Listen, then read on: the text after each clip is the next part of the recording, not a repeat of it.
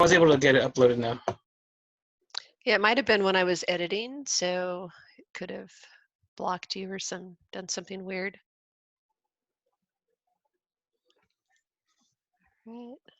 I'm actually running into a bit of a weird problem where it's taking forever to download the resource folder for the next assignment. Hmm. It's waiting for Moodle 2019. Well, never mind, it just started. But it took like 2 minutes to even start the progress bar for downloading.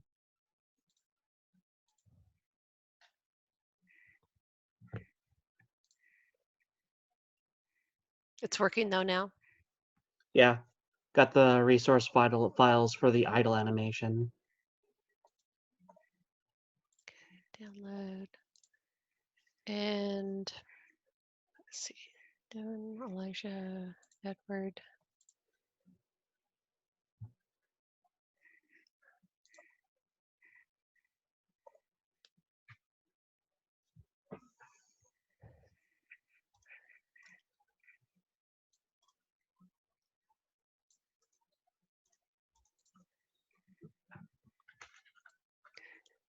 Yeah, so if you guys want to do that while we're waiting, go ahead and download that folder.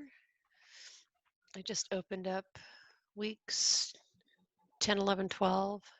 So it's this idle project right here. And the resource folder is right here.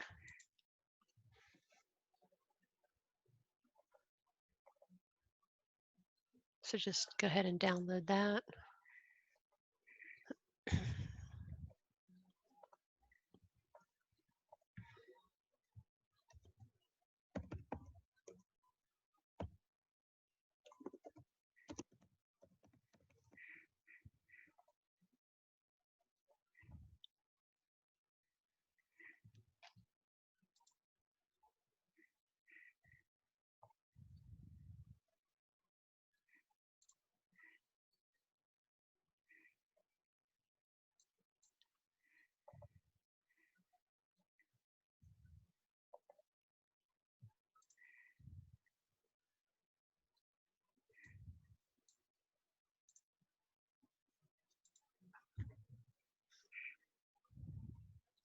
Yeah, I've got the same thing, waiting.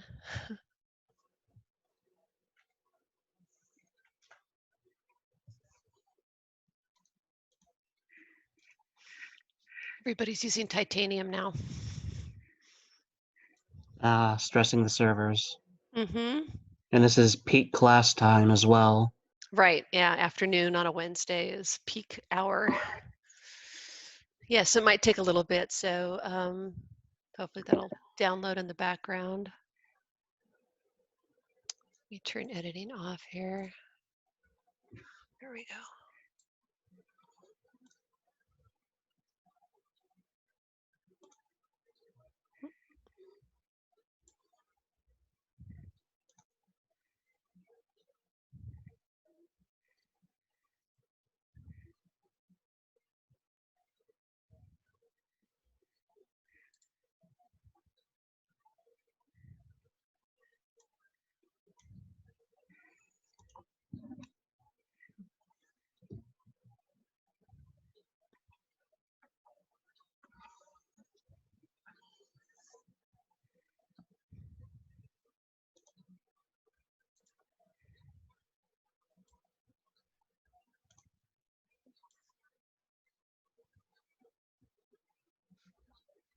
Oh, we got a little Alt plus F4 for faster downloads.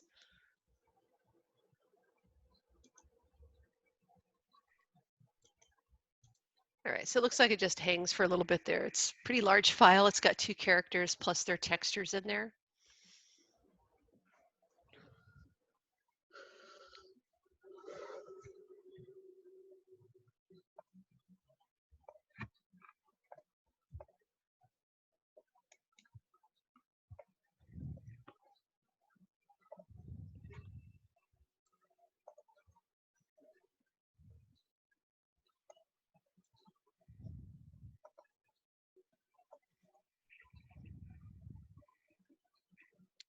All right, so while that's going on, let's go ahead and review the work in progress for the walk cycle. So I had 3 people upload. Let's see, I've already got Connor, so 4 people. Devin, Edward, Elijah, and is that it for right now? I'm about to upload mine, like just in a bit. Okay, It's Matthew. Just okay. give me a second. I turned mine in yesterday. I don't see it on your list though. No, neither.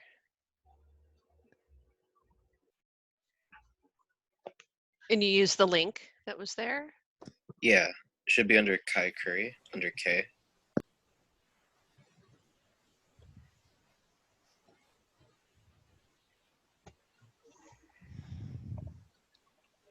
Wait. I guess one question what I would have is for the play blast that we're uploading as the finished assignment, Mm-hmm. is there something we should do to the play blast to make it like cycle a few times, like give a few steps instead of just the 2 steps? Yeah, so I was going to go over that in here. So let's start off with just the general feedback on each of the uploads that I got here. I'll start with you, Connor, since you're already uploaded here. I think this is, let me make sure I have your character here. Yeah, this one's yours.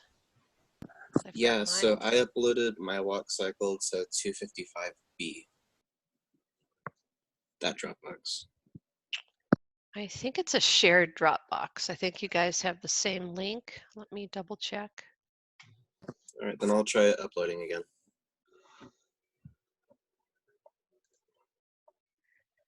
Yeah, I've got a shared folder here.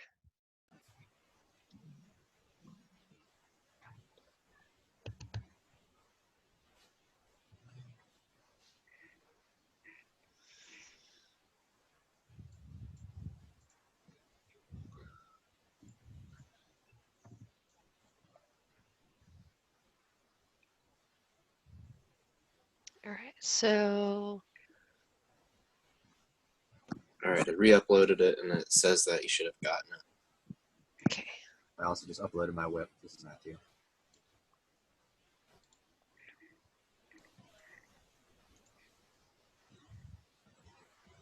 Could be whip 2. Yeah, that one. Okay. Oops.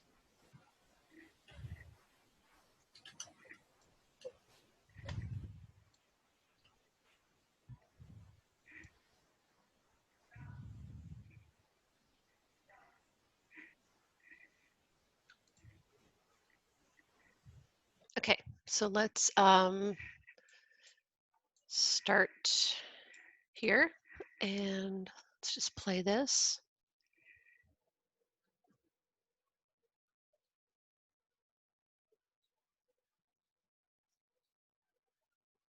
Yeah, I think this looks good.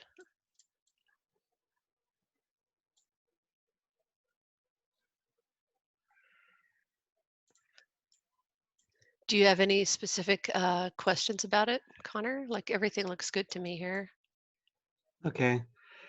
Guess general feedback is what I wanted. I did do the dip in the chest, and that was just a new element that I was curious about if it's working or not.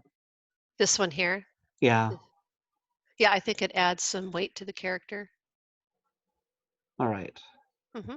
And then the head counterbalance to it. It looks a bit off because the head has a lot more movement on the same axis. Mm-hmm. And all right. Past Yeah. that, is there anything that should be done with the fingers aside from keeping them as is? Let me take a look at the fingers.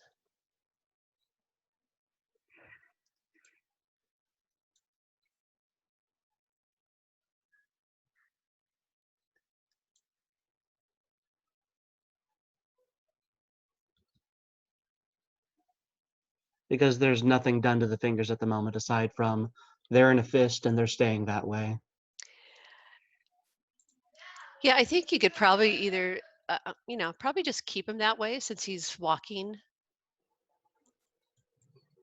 with more of that kind of a stance, you know. I think if you start opening them up, like when he's in this position here, if you start, you know, opening the fingers up, it's going to change the attitude of the walk. So I'd almost keep it like that. I sort of feel like there could be a little bit of a rotation back here when it comes to the back. Like if I watch it, like it looks great in the front, it kind of crosses over and does like a little arc there as it goes back. But then as it goes back, it's pretty much just straight on. I don't see any curves like if it was doing something like that. Mm. See what that does. So see how it makes like a little loop now back there? Yeah. As opposed to just straight back and forth. So that would be like the only thing I see from this view, from the front view. And I'll be messing with the x-axis, x rotation. Yes, yeah, so it's this one Okay. here. And then for the head, let's take a look at that. So that's this here, that, nothing there. So is this countering? Yeah, they both go in a bit of opposite directions at that moment. At the moment of the contact.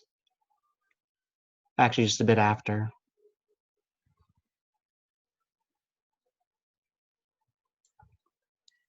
So this is where I feel like the head should be going forward as this body's, the body's, you've got the chest coming forward here.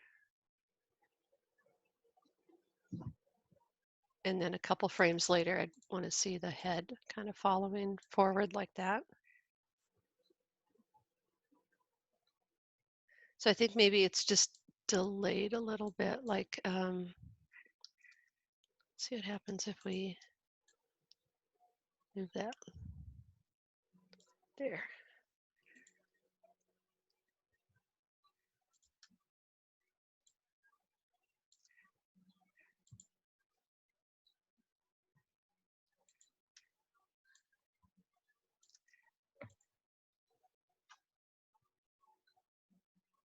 That might be a little too much, or it might just be the curve is a little fast right here.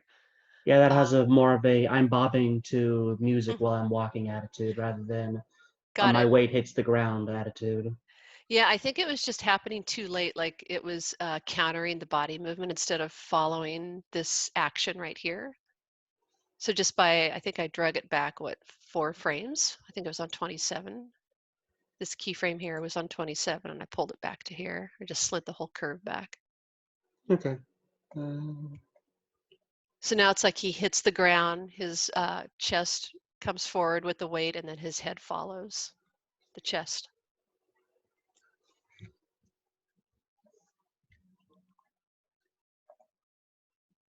Okay. Yep. All right. I don't see anything else. I think it all looks good. Let's just check the feet out here. Yeah. There was some things I didn't see initially with the toe curl that was making the foot go into the ground. Mm-hmm. The heel toe, I think it was. Yeah, And that caused it that's to go into the ground for a bit, like while just being flat here. on the ground. Mm. But yeah, I ended up fixing that. Yeah. Yeah, they look good. Yeah, so just those 2 things, the little rotation on the wrist in the back position, and then the head just moving that curve back. Cool. All right, so let's get the next one here. We'll close that one out. Thank you for your help. Sure. And let's see, where are they? They are here.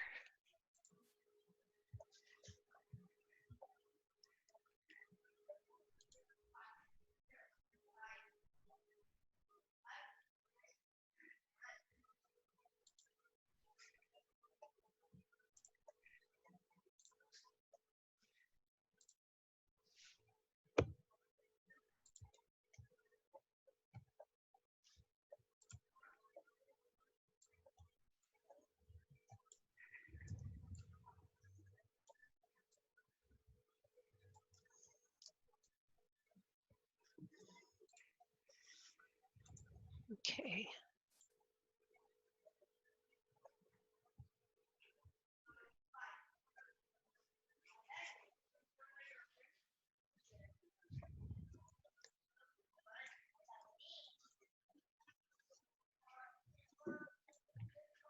The camera's tipped or something here. Just create a new. There we go.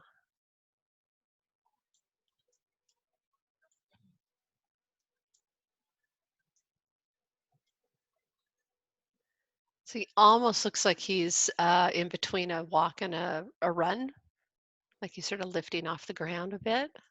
Let's just take a look at this here.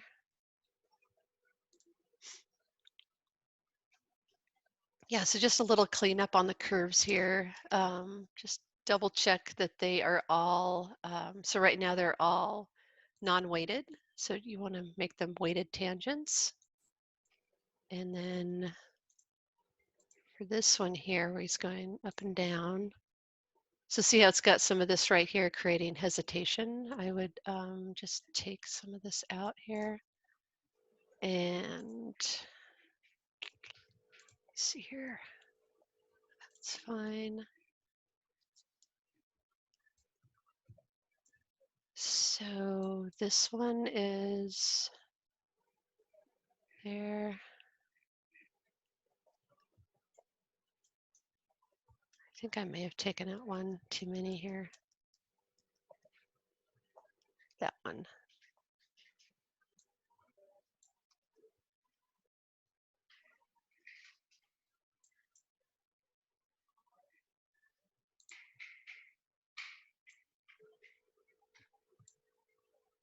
So see how these are not connecting here? I would just try to connect those so they sync up. Yeah, these are different here. So these are different positions here, these up positions. So 13's an up pose and 29, so they're different. So if we go to this side view, we look at that, and then we go to frame 29. We can see they're in different positions. So that's kind of throwing it off a little bit. So 188. I almost feel like it's too high. Like I would probably do like 1 and 1.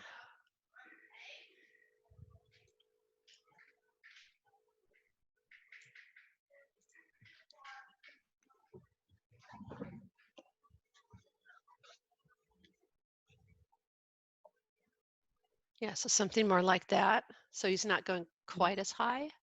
Okay. All right, and then let's look at the feet here.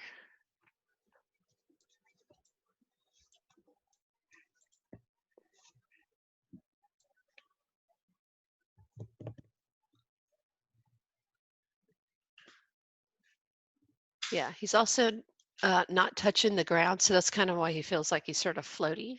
He's not making contact here. So I think it's right through here. These should all be, it should be 0.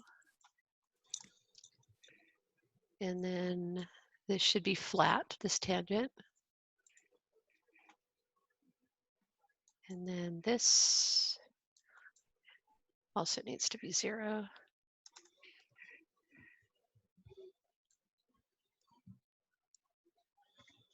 So see how he's hitting the ground here now? Yeah. Yeah, so it was just kind of floating. I suspect, yeah, the other foot's doing the same thing. So right here.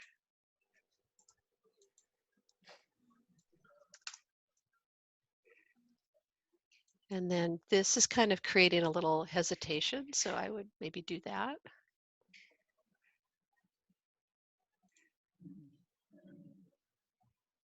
There, so he's making contact now. There is another little hitch.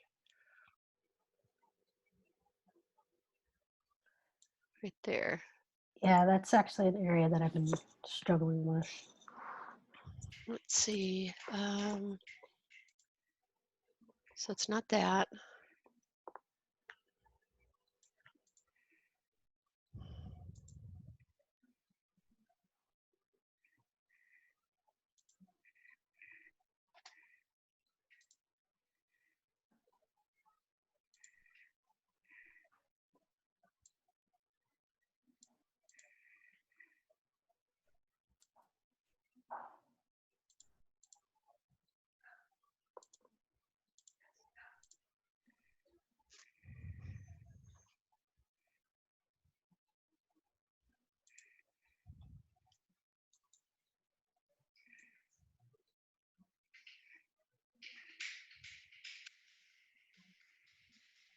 So this might just be too.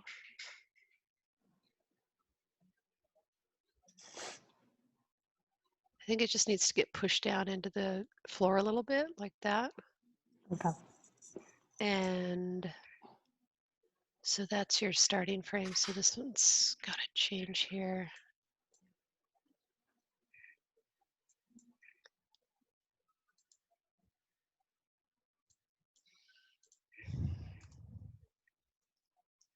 That seems really high. 9, was it 3, I think? I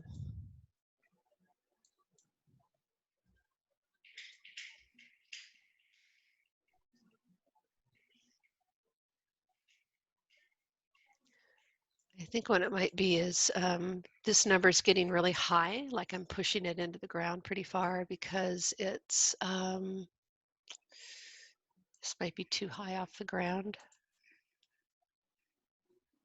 Ah, this has rotations in it. So this is mostly just up, down. There shouldn't be rotations here. Okay. Yeah, I'm not sure what these are doing. So it's mostly just this up, down motion right here that you would be getting.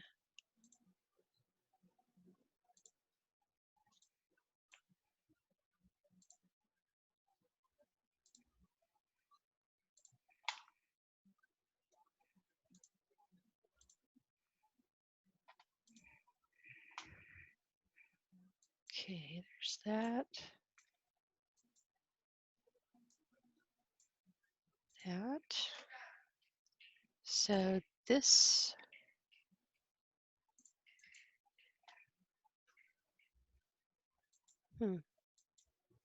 So the starting position is there, and it goes down.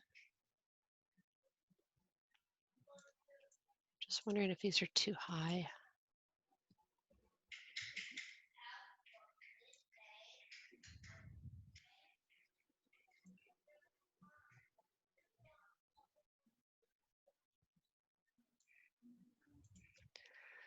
Yeah, sometimes if you pull it up too high, then you have to put more of that heel ball on there.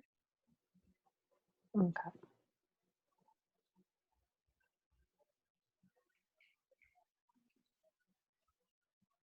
Every third cycle, it does a little double beat on that back foot. It's weird. I'm not sure where that's coming from.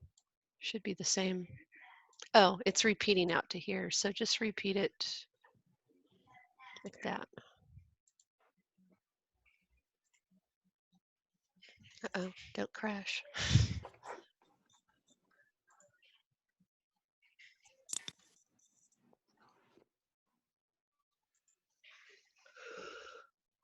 There we go. All right.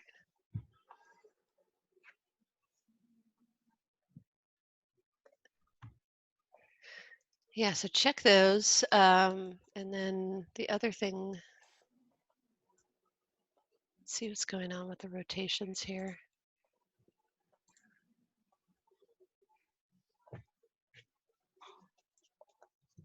All right, so it looks like you're using rotations here.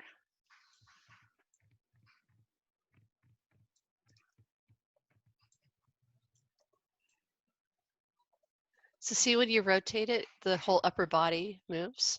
Mm-hmm.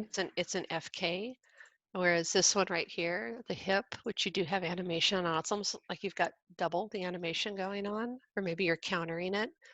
So this will just move the hip and the legs.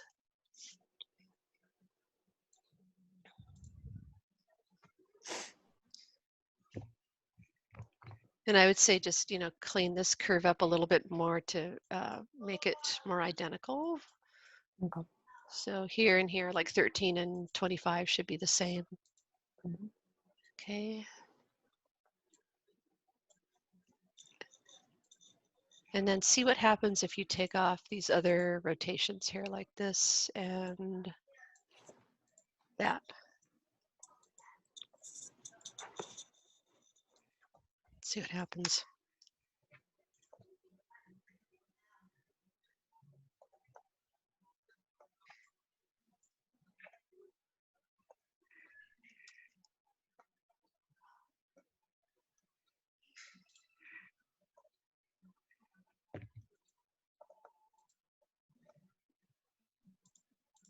So just put them back in.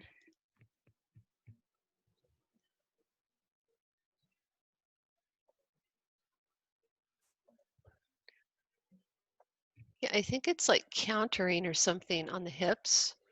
You see that, how it kind of overrides the other motion there? So try, yeah, just try eliminating these two here.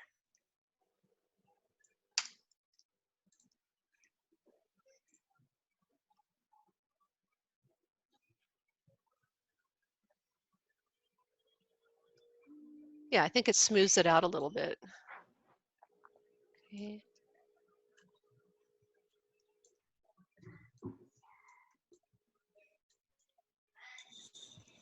Okay.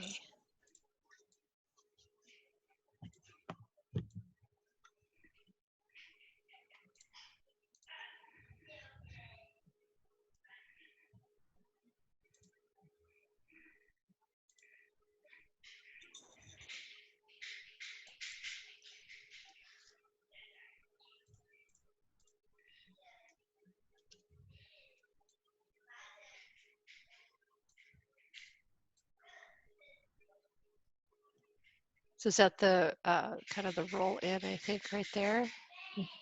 Yeah. And then elbow. Just look at the drag for a minute.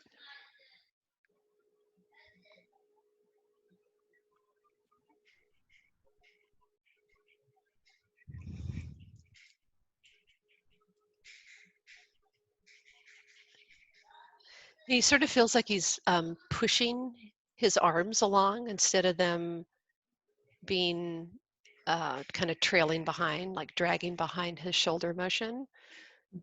But it also kind of fits the character's walk. Like it's a little bit more of a forceful walk he's got going on. Okay. Like with this hand, like you might be able to get a little bit more drag on the hand here. Just this right here.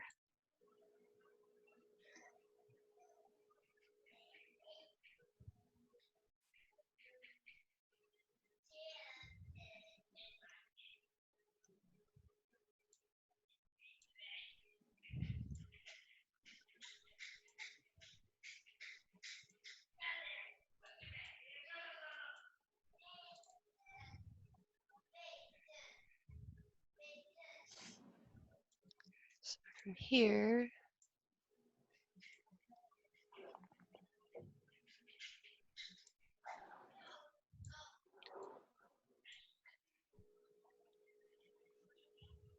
like maybe just try holding it back a little longer here, this curve, kind of like what you've done here. And then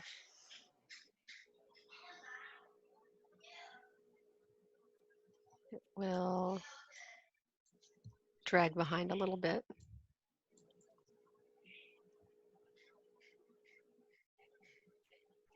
Okay, and then the elbow, I think maybe the same thing. So it's here.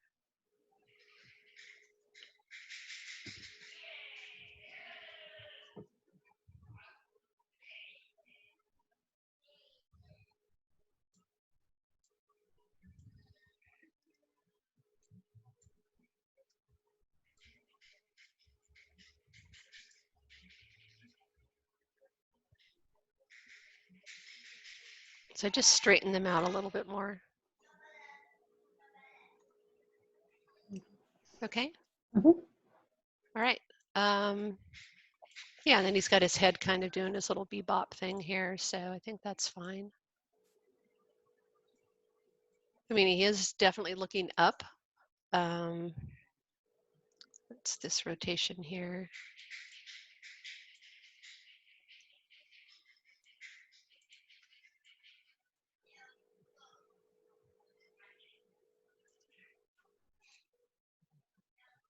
So that kind of brings his focus straight across instead of looking up, Okay. just by changing the whole curve, because it was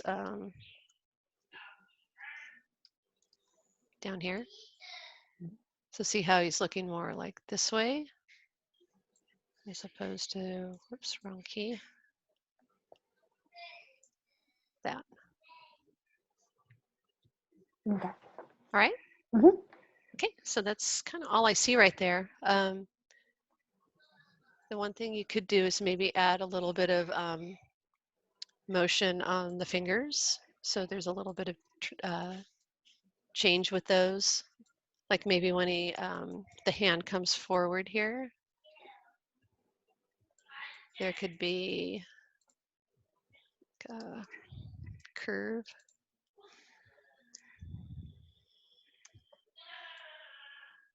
You know, something subtle like that. Okay. Yeah, that's all. Okay. Right. Okay, so next one.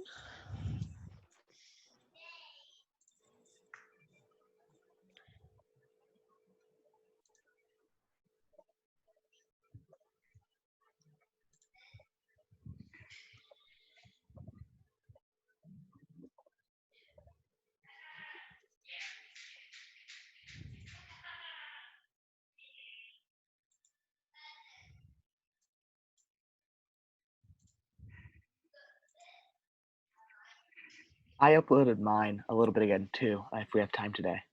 Okay. Thank you. Let's go back and see. Jack Bus.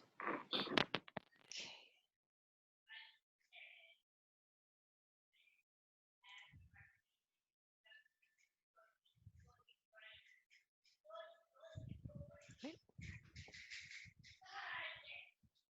Thank you. Mm-hmm. Right. And I've tried uploading my file twice since the Zoom meeting start, and I'm still not seeing it in that download folder. Hmm. Is it possible I could just email it to you? You could probably drop it in the chat window here. Okay. Well, I'm using Zoom on my phone. Oh, I gotcha. Yeah, then try emailing it. Okay. Okay, and then I'll download it. Okay. Put here.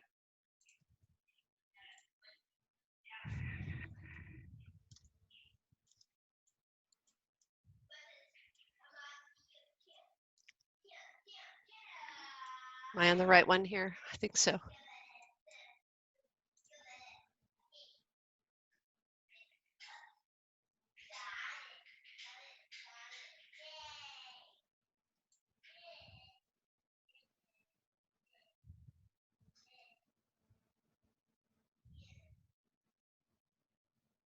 Okay.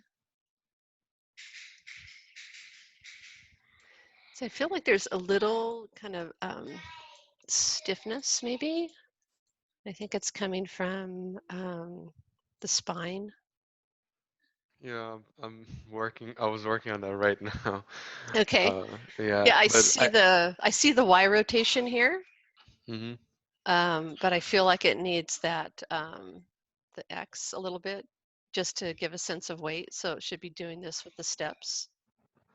Right. Yeah, like what Connor had in his I was using the spine bones to achieve to do that. that. Yeah, Okay. is that okay, or does it have to be the one on the chest? These, let's see. Yeah, so I see a little happening right there. When it's down here, it kind of does this whole thing with the whole body. And his, like more of his weight is up here. So I think if you do a little rotation up here on the character, it will help it. Right. And then have the head follow a couple frames behind that. Mm-hmm. So I think if you go back and look at what I did on Connors, I think it was like right around frame 24 is where I had the head start forward. Right.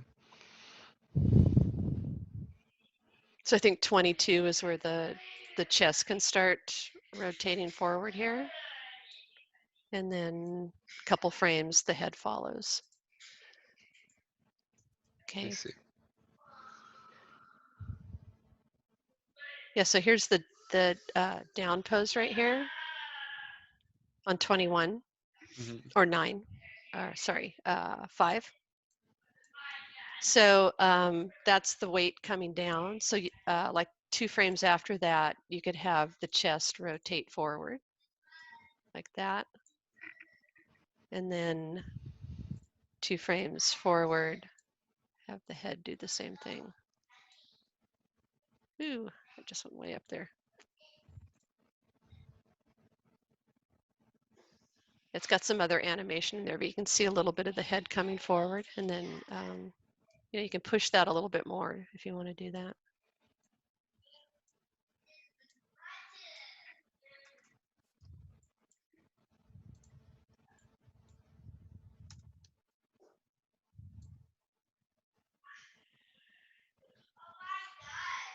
So then it would happen on 20, 23, you would sort of repeat that, you know, with this going forward. And I did a little bit more extreme. And then that would probably come out. So you want to just balance these out here so they're kind of doing that.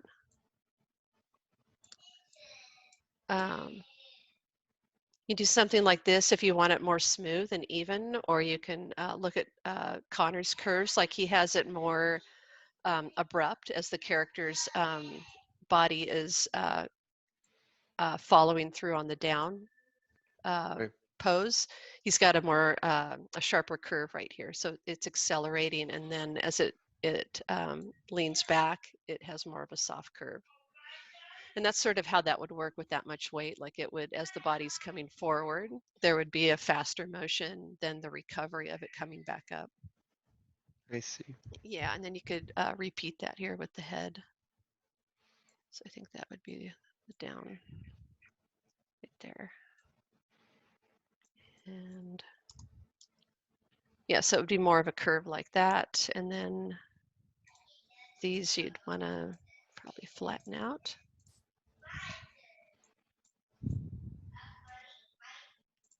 Like that.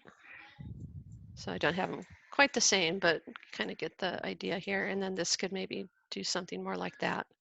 So it would drop forward more quickly and then recover slower. I see. Okay. Okay. See how it's doing it now? Mm-hmm. Okay. And then let's look at the elbow. So the elbow, there's this rotation here. So that's just following our main keyframes there. And then this one needs to slide down. So see how it's all happening on the same keys. So you want to just take this and offset it so it happens a couple frames later. This will Yeah. create the drag. Oh, I see. Yeah.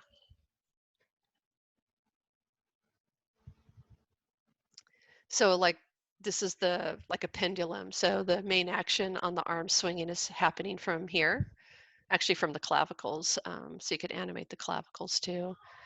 But I usually just go by the rotation of the shoulder. Mm. If that's happening on the main frame right here, the contact pose, then I'll delay this by 2 or 3 frames. And then you want to delay the wrist. So I moved it down 3 frames, so it's on 20 now. And then this, so see how this is on 17 also?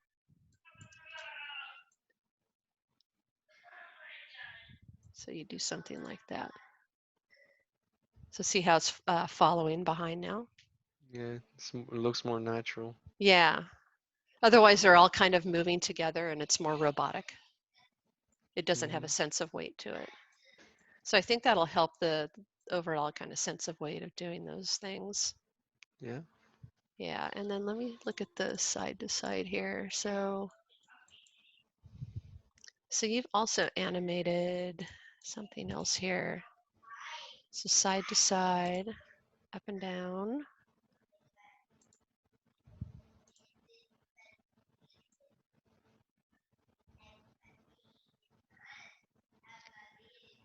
Let's see what happens if we take this out. Oops.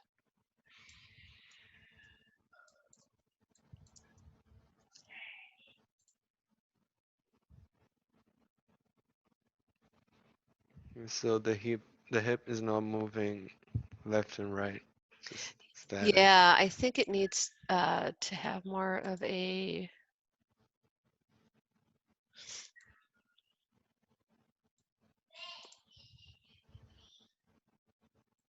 like you could do it more through here. Yeah, I think that was what the keyframes were doing. Okay. Oh, on this one here. Yeah, on that one. Yeah. Yeah, this one moves the whole body. Ah. And I think I may have done that in the video. So I apologize if I did. So maybe move it like more like this, side to side from here, so it doesn't move the whole body. When you get the whole body moving side to side, it creates this kind of jerkiness happening up here.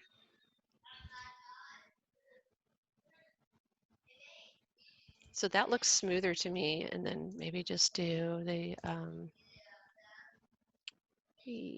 this one here. So you could delete the keyframes and then let's go back to one.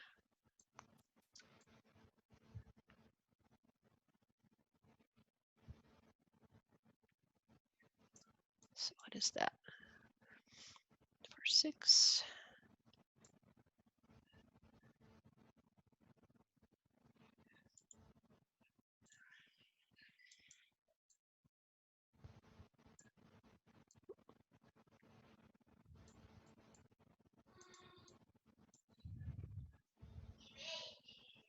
Was it 1, 4, 6? Is that what I said?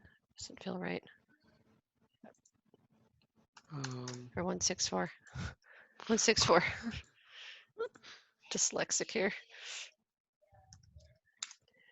And this has got a stepped on it. Stepped curve. Should do that.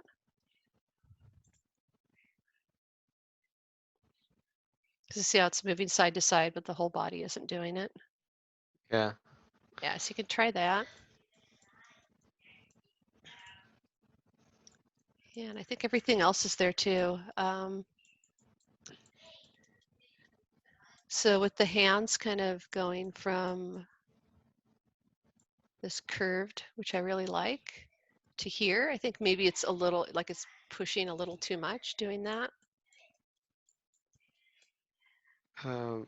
Sorry, push. What direction? I'm talking about the hands kind of flexing out. Pushing is probably the Oh, wrong word. Like it goes from this cupped position here, and then it flares out like that. Like I almost would want to see the opposite. Like I'd like to see Okay. this pose when it's in this position here, the front position. Because that's sort of Okay. how we would walk. Like if we were kind of walking quickly, our hands tend to cup when they go back. And then they tend to flex out like this when they're in the forward position. Oh, So it's I see. almost like you want to reverse that. You actually did the opposite. Yeah. So, but they're nice hand poses. They're just like in the opposite side. So, yeah, that's all. And let's look at the feet here.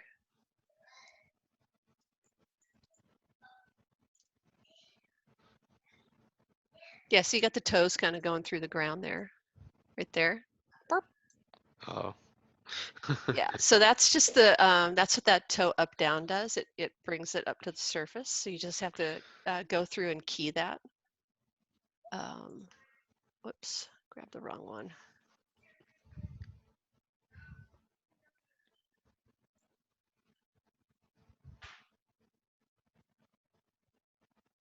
Yeah, it's a real common thing with him that he's got this little issue with his feet. So either you have to pick the legs up more to clear the ground, or you have to come back and do this toe up down thing. So and it looks like you started it. So there.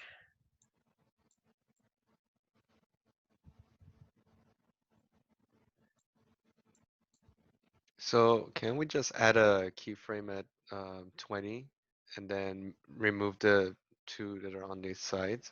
Wouldn't that be cleaner? Yeah, you could do that if you want.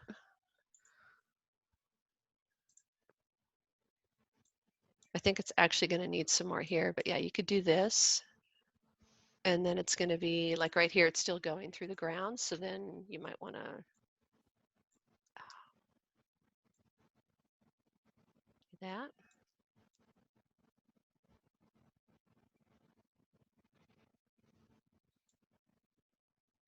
Yeah, and he's just barely clearing the ground right there. You may want to like do that.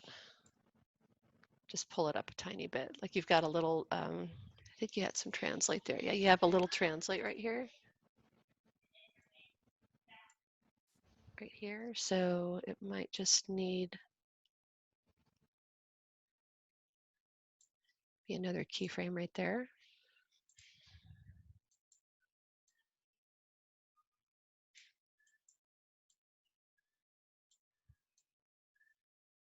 There. Interesting. Mm-hmm. Yeah, so same thing with the other foot. You just have to go back and make those corrections right there. Mm-hmm. Yeah, it's real common with him. So yeah. Okay. Yeah, that's all I see. So yeah, good work. Thank you. Okay.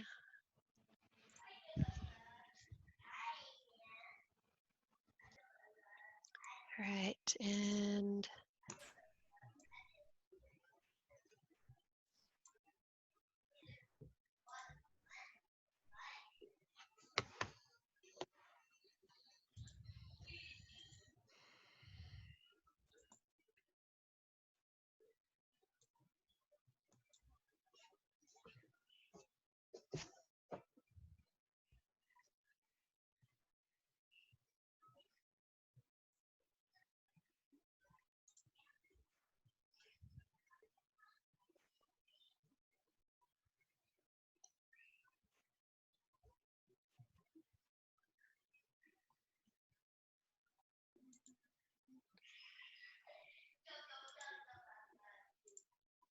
so this one's Edward, and too many open here. Oh, that's my other one here. That's my version. Okay.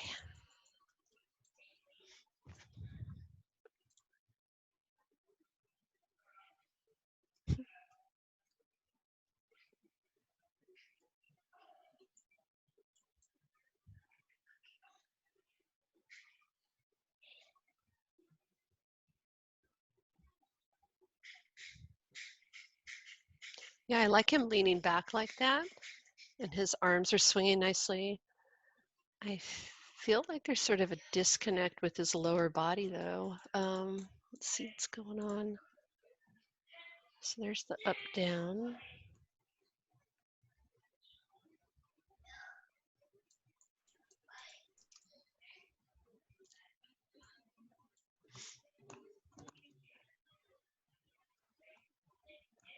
Yeah, so there's not a lot of up down motion on the character. Yeah. So I think that's why he feels like he's sort of skating. That there's not a lot of weight there. So I think with and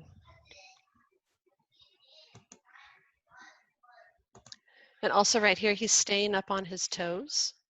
So he's going from here. So that's the crossing pose here, right? I believe so. Yeah, so I feel like there's the crossing pose and then the up pose. So I feel like these are just like a little off. So with this one, I think the foot is flat. So there would be 0 here. And looks like there's animation going on. This is toe up.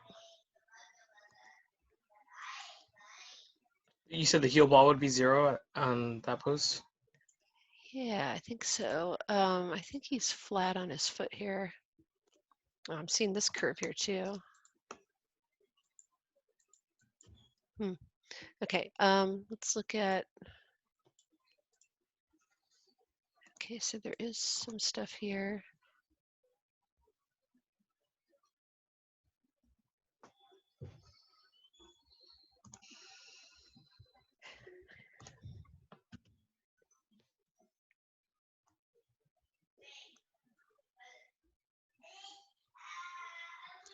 Right, so the foot should be flat here, and it should be underneath him a little more. I think that's why I feel like there's a disconnect, that his foot's out in front of him. Yeah. So if we 0 that, and might have been on the wrong one here. There we go. Yeah, so that flattens it, and then the weight should be under like that. So his Okay. weight's shifting over here. So you want to get this heel kind of right under, stacked underneath the knee. The knee. Okay.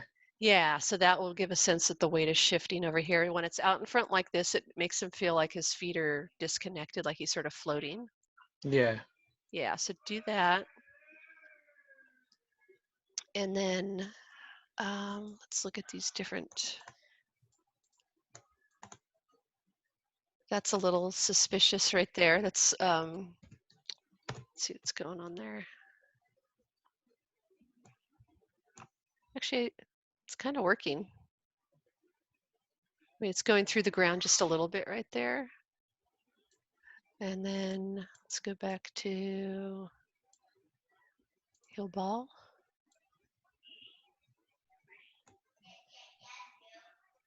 Okay, so there's that one. And then he should still be flat here. So all the weight has shifted onto that foot, so he wouldn't be up on his toes. Yeah, he'd be on the heel still. Yeah, he'd be right there like that. So we'll key that. Yeah, so you can see how it's flat here. And then, Yeah. so, and then there's not really, so that's the reverse contact. It's missing the up pose. So I think that's part of it is this needs to go up. Okay. So bringing that up, and then with the foot, it would be back here a little bit more because he's pushing off. So there'd be a little bit more of an angle right here. And then the heel ball is kind of like that. So that was close.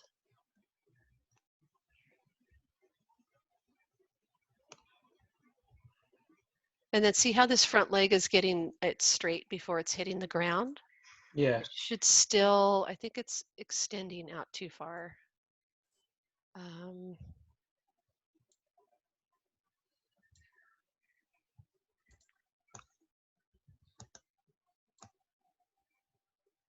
It should still be like slightly bent at the knee. Yeah, when it starts doing this, yeah, it kind of looks like they've got some problems with their knees. So I would keep it a little bent here like that. Okay. And just created an issue there.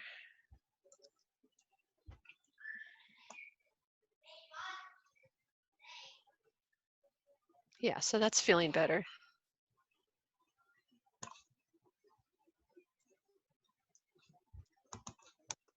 Yeah, in this pose, this is really straight here too. That creates popping. So You could just bring them down slightly. Actually, let's check and see if it's the heel ball. Yeah, so this is probably too high. That's probably what it is. So let's, or actually it's not high enough. So you want to keep just a little bend in there like that. Okay. It's more just to help the, so that the knees don't pop when they're super straight like that. They're kind of hyper extending, then they tend Yeah. to have issues and pop. So this reads straight, you know, straight enough, but it's not going to create the problems. Okay.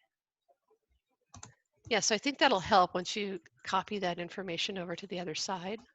Okay.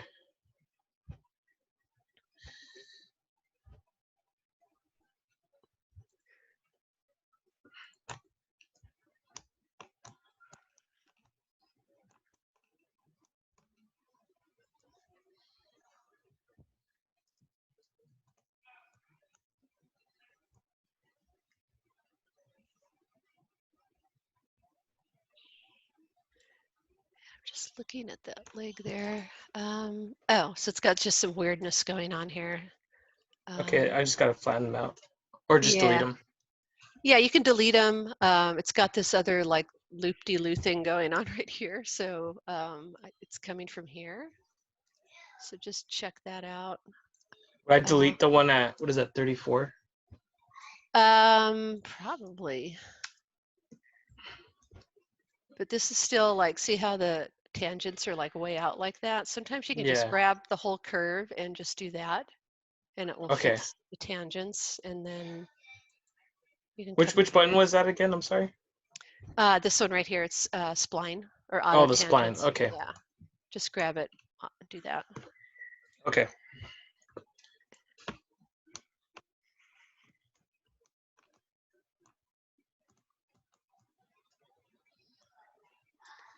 Yeah, so it's more like that.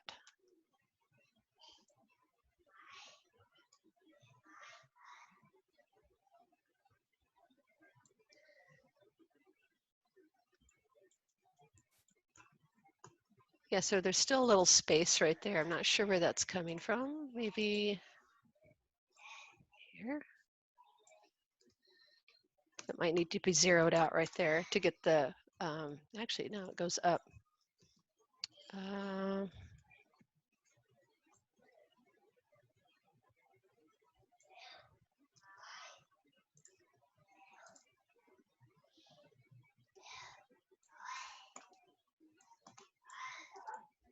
Yeah, I think that's okay.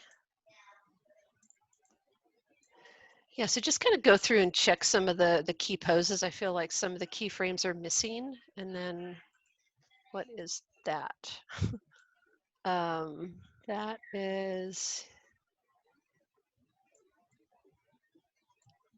I guess his foot coming up off the ground. Yeah, I think that's what that is. The right foot? Yeah, this one, the character's Oh, left foot. Yeah. Okay. So I can actually do that.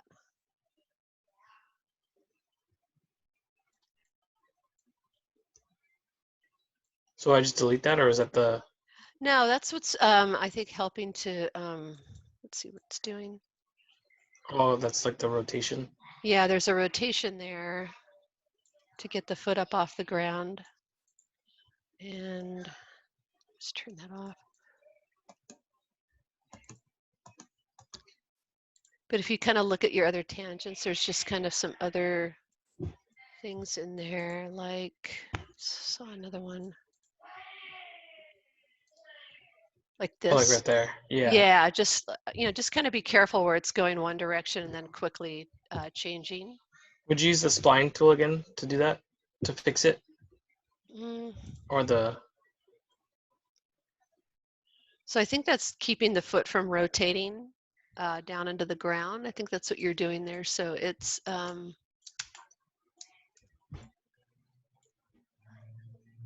think that's what you're doing there.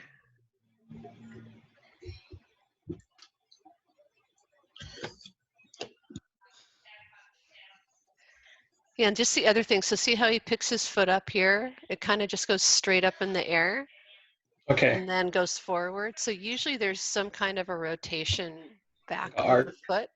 Yeah. Yeah, you can either arc it or you can do this. Rotate it. Rotate it a little. Okay. Yeah, but you might have to pick it up a little higher to do that. So like it like picks up and steps over. Yeah, and usually when the foot comes up off the floor like this, sometimes you want to like get rid of that, and then actually that's probably going to push it back too far from where you're at. Yeah, so if you pick it up high enough, then you can get away with like doing something like this with the arc. Okay. Okay. All right, and then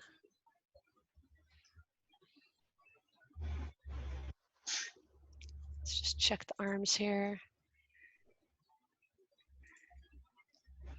So this should be back here, like on 17, just the contact poses.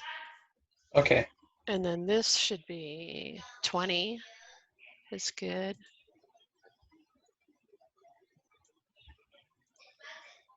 Weighted, and then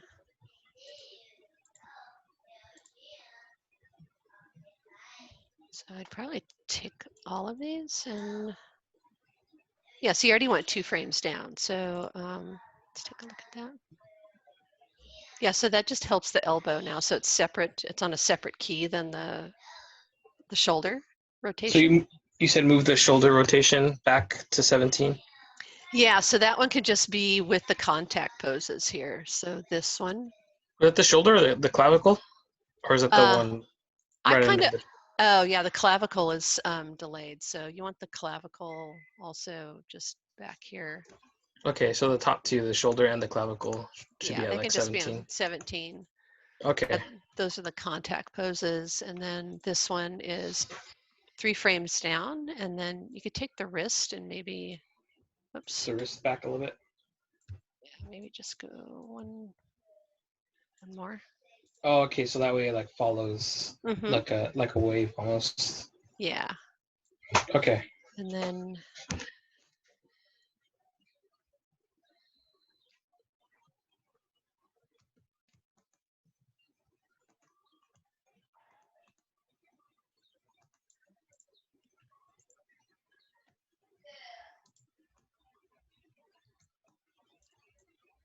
yeah, I think that's good.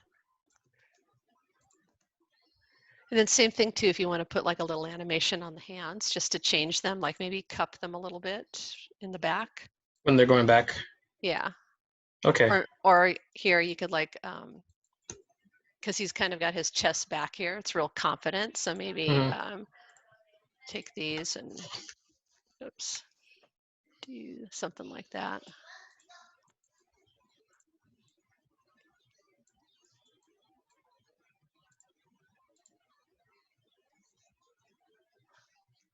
Just to kind of break it up a little bit. Okay. That would be good. Okay. All right. That's it. Sounds good. All right. Thank you. Cool. Right.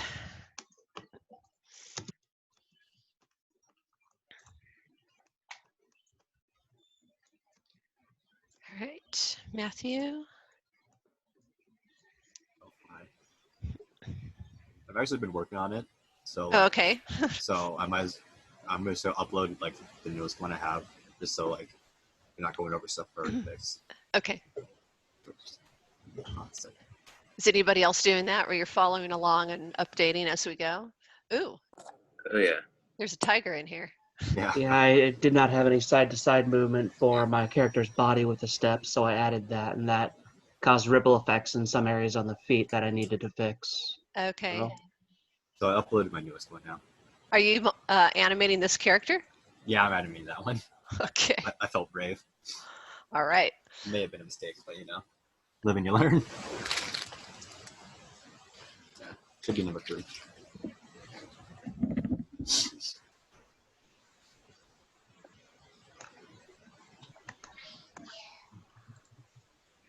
When you get a chance, can you check your email for the file I sent you?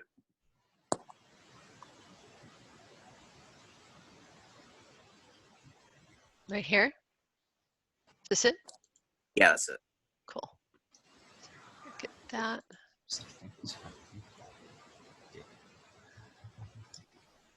All right. Whoops, lost everything here. All right, so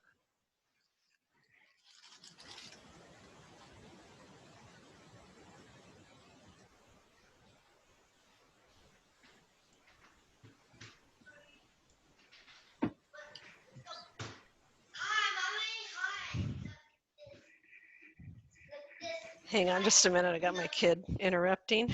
No problem.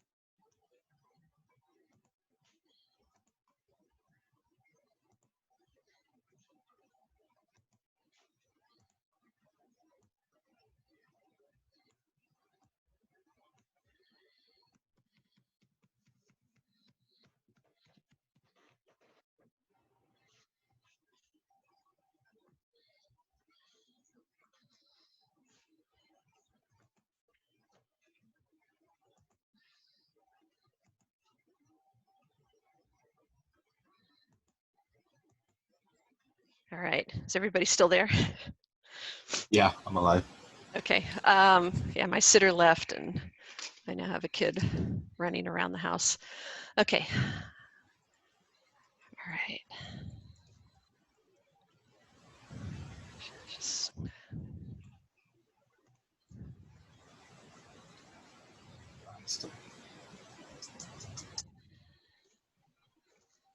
yeah, I think some of the mechanics are in there. So with the tail, I would almost bring it down towards the ground and have it do more of a side to side instead of this up and down All right, yeah, motion. that's fair.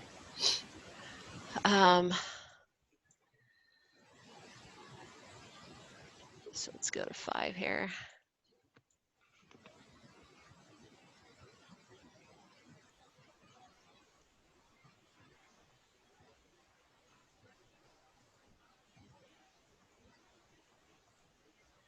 Knee pops a little bit. I'm not sure what's doing that. Are you animating these right here to keep the, no, that's not doing it. No.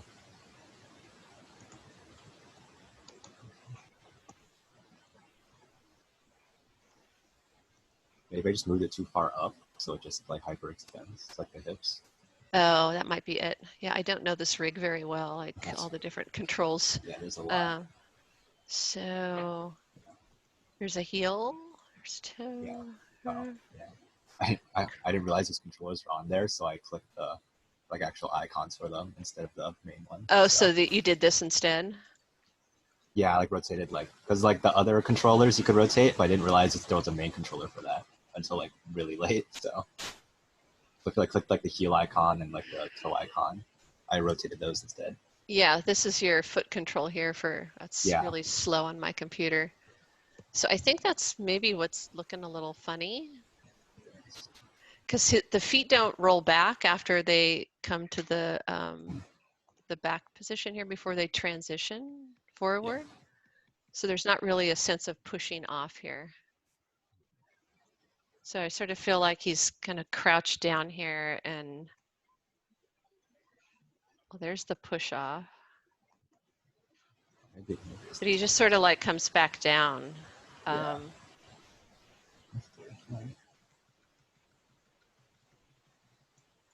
Yeah, so you might want to rework the feet and see if you can get some of these controls instead of all this rotation up here to try to get the foot roll in there. Yeah. All right. I think that'll help. And also, too, I feel like his legs are out in front of him and he's leaning back. Oh. See that? So he Yeah. kind of feels like he's leaning back. So maybe, I don't know if you want to try rotating him forward a little bit. Okay. Something more like that. And then let's just check the arms here. So I think you rotated, maybe move these forward here. 16. So are you animating him faster, a faster walk? Yeah. Yeah. Just slightly faster. Okay. So, yeah, I guess that's your halfway point right there. Yeah. Looks like Okay. 12 Yeah, and and then 16. and the elbow. So the elbow would just, be following that. So it'd be moving this down a couple frames, just so it drags behind. And then it doesn't look like you've animated the wrist yet.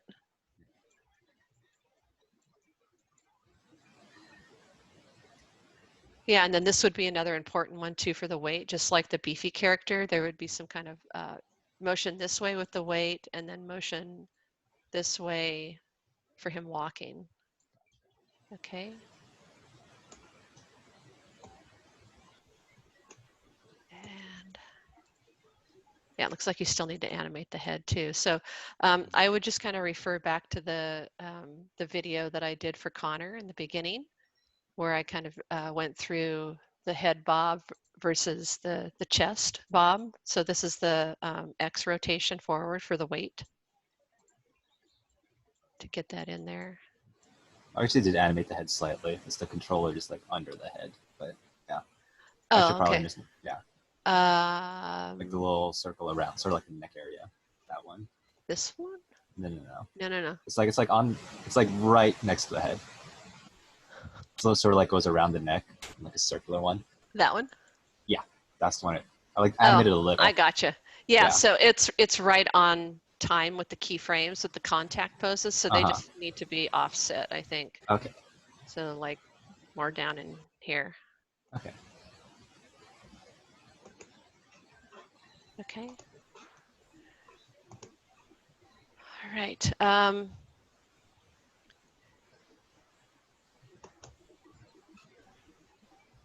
Okay. So can you guys pause for one more moment here while I take care of my kid? No problem. Sorry about that.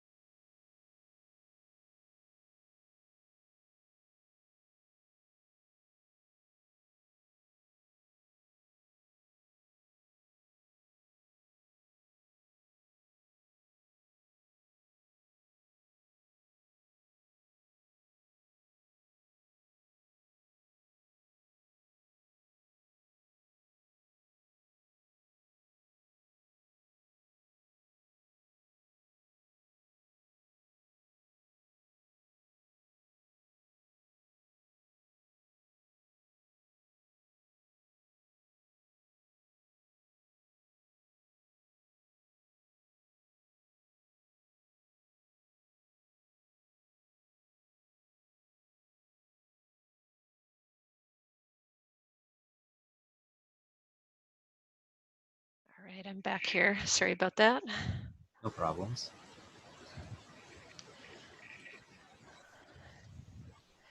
Okay. Guys are branching out here and using different characters. All right.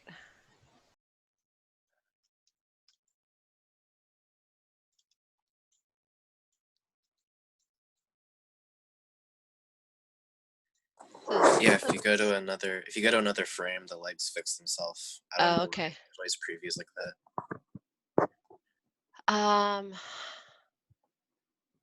I think this character, what character is this? Ruben? Ruben. Yeah, it's a,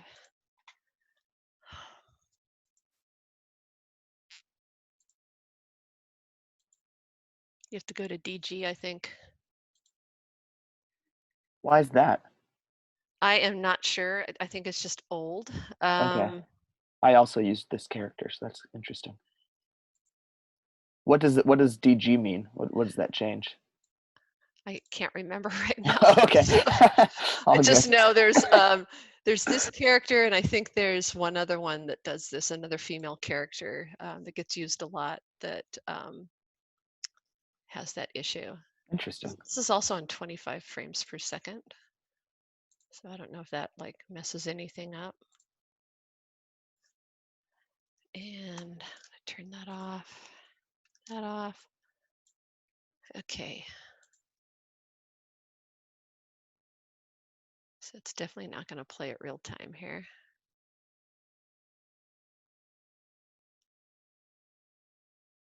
Yeah, I found this really exaggerated, like sneaking cycle, and I thought that would be more fun to play with than just a regular walk cycle.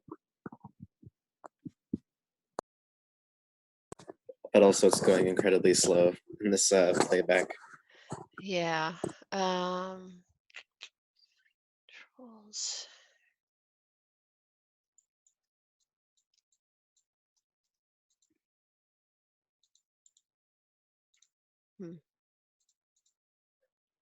I don't know if this makes it follow. Let's see here. Nope. Oh yeah, now it's following. So you might want to switch those over for the knees controller. See how they're just sticking in place here? And the knees are kind of angling weird.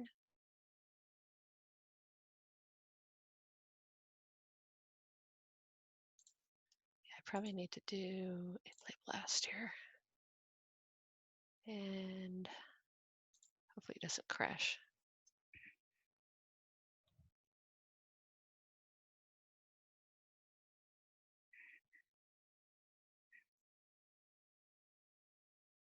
So how many frames is it for the cycle? Should be 120. I think that was at 25 FPS. So I think when you switch to 24, Oh it yeah. did that weird decimal thing. Okay. Yep.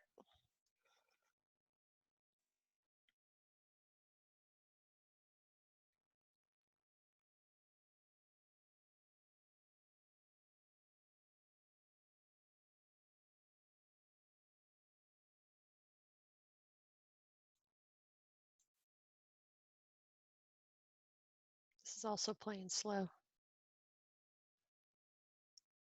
I did upload a Play Blast to Shotgun.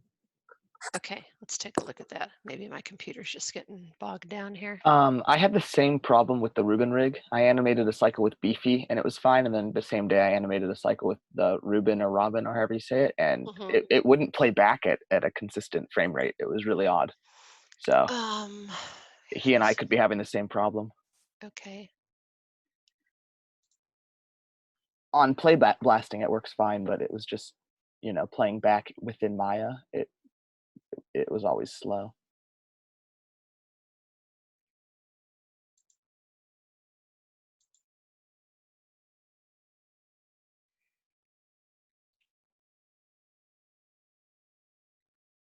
Right here? That one's mine, not That's his. yours. Okay, Yeah. so here.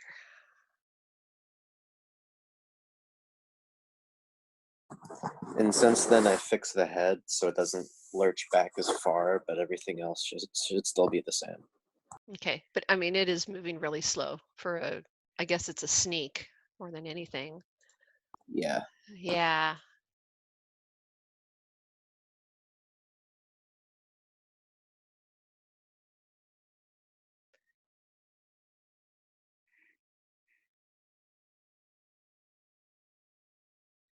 So did you upload a different version of this like earlier and I missed it? Yeah, I tried sending that version that's on Shotgun to you through Dropbox, but just in the Dropbox window that you had up earlier, I just didn't see my name, so I played Okay, with the neck a little bit, and then I okay, uploaded the. You have the newest version. okay. But I don't see it like posted here.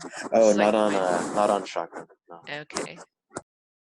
Yeah, it's sort of the first time I'm seeing the character. Yeah, so for your final projects, you guys get to design what it is you want to do. But for this one, it was supposed to be just a basic walk cycle to get the body mechanics down. Right. Yeah, so I still feel like you need to go through that exercise and it will probably help inform you on a lot of this here. All right, I can redo it. Yeah, and I would just do it with the beefy or bony character just to knock it out a little faster. But I'm just looking at the knees here. So the knees are really, I'm not sure if they're popping or what they're doing. But I think if you set that onto the follow right now, so 0 is off. So if you go to 1, it will follow. And I think that will help with some of the knee popping because now they're following the legs. Yeah, I see what you mean. Yeah, and I feel like this could be maybe sped up a little bit.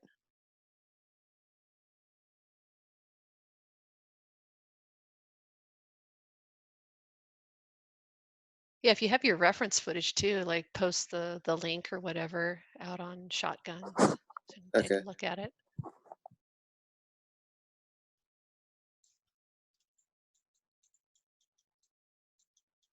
Yeah, this is a little awkward here, like it's just pushed too much. Like this is making a weird bend here that you wouldn't see in the spine. Uh-huh. So I feel like I think you're bending it here too much.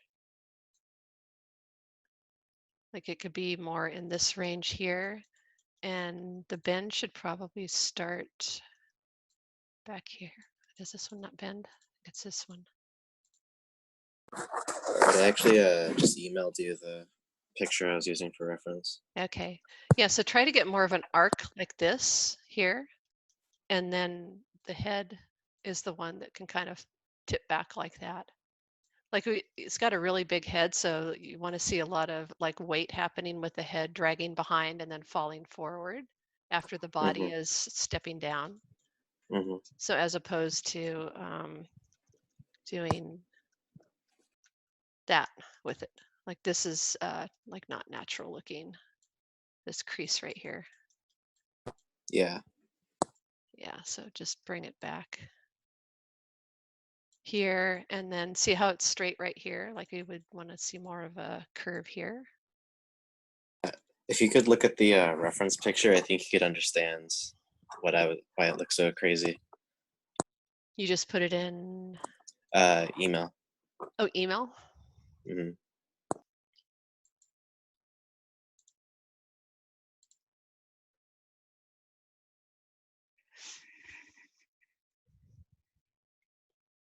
Yeah, but the curve is still right here. Like it doesn't have a kink right here. Okay. Yeah, same thing here, like curving forward. Yeah, that's really crazy there. Yeah, I should have just done a regular walk cycle, but I was feeling adventurous. Well, definitely take this into your final project. You can do a couple different things for your final if you want to like finish this one out for the final and then maybe do like a jump or something. Okay. That would be fine. All right. But yeah, even with this one, like the arc isn't like creasing like that in the back. It's doing more of this sort of thing. And then here. Okay, so doing something more like that. And then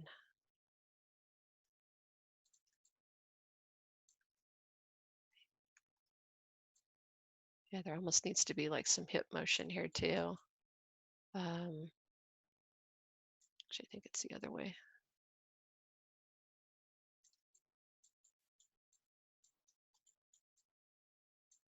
Yeah, so something more like that. Yeah, drawing something out like that with a simple character and then trying to take a 3D character that's really lanky like this and do that is, it's challenging. Yeah, all right. I Yeah. should have a like a regular walk cycle in the next day or so. And Okay. then I'll just reincorporate this into the final project like you're saying. Yeah, that sounds good. Yeah, and just, clean up some of the arcs there because those are really important reads. Okay. Yeah. And even like right here as the character's coming down here, like it's all sort of moving from one place here. There's not a follow through like I would expect, like right here as the character starts to go up again. Mhm. This head should be doing that. Should be coming forward as the body starts moving up. Right. Yeah. And then there could be it's flat through here. And I think it's because this is still rotated here. So it could be arced over more like that.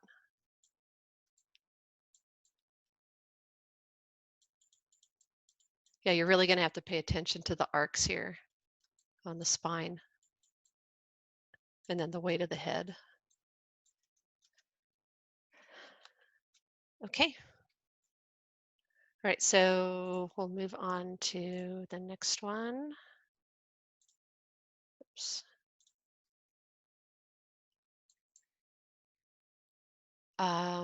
Did I get everybody? Jack? Not me. Yeah, sorry. Yeah, I had okay. my mic muted. Right.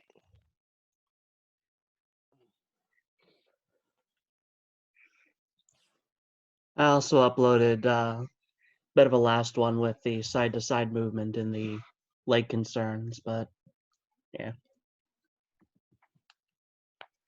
Okay. All right, so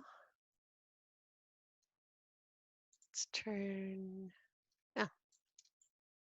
I have curves on a separate layer. Oh, you do? Okay. That's what you're looking for. Yeah. And then I also don't have DG or whatever it was called turned on or switched over. So you've got 30 frames per second. Yeah, that was an attempt to see if it was like, that was when I was still trying to figure out why the Rubin rig wasn't playing back smoothly. So I was like, maybe if I switch the frame rate, something will happen because I don't really know what I'm doing in Maya. But okay. Yeah. Yeah, usually this is just for games, animation That makes sense. versus versus film. Okay. The play blast I put up on Shotgun is at 30. Okay. I've looked at it at both 20 and 24 and 30, and I like both. Obviously, there's a difference, but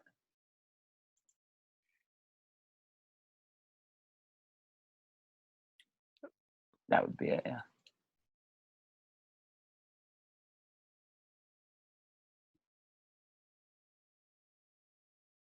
Yeah, I think the hips look really good. There's a little jerkiness going on with that shoulder. With that shoulder, yeah, you're right. Popping out, and then there's also a little jerkiness with the upper body. Okay, like the shoulders. Let me see. I think it might be. Let's take a look here.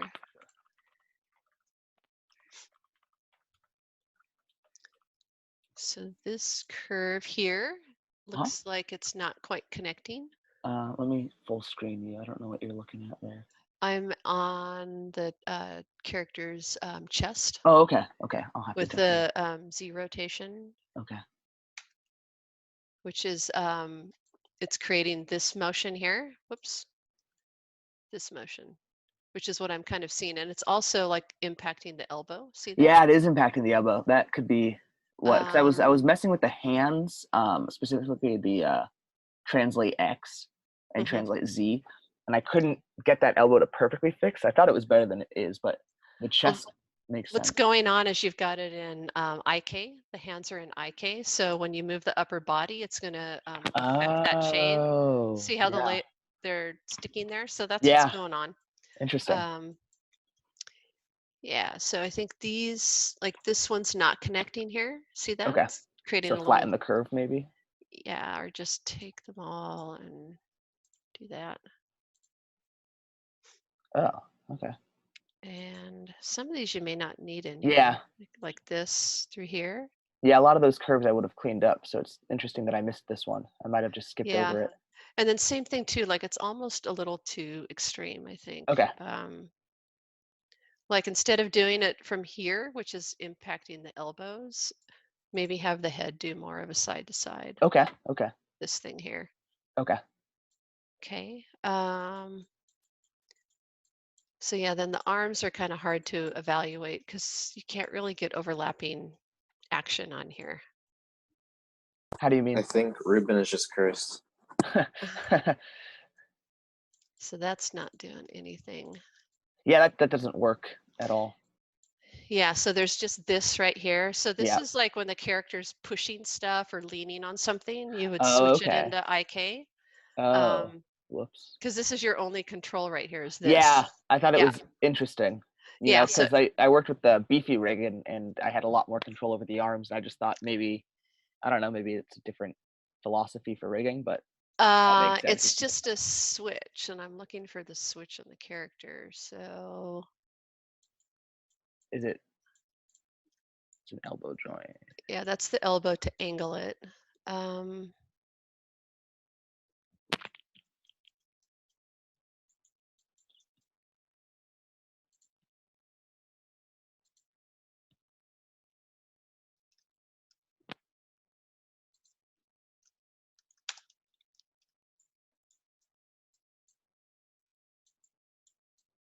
Oh, so you can animate things like the necklace.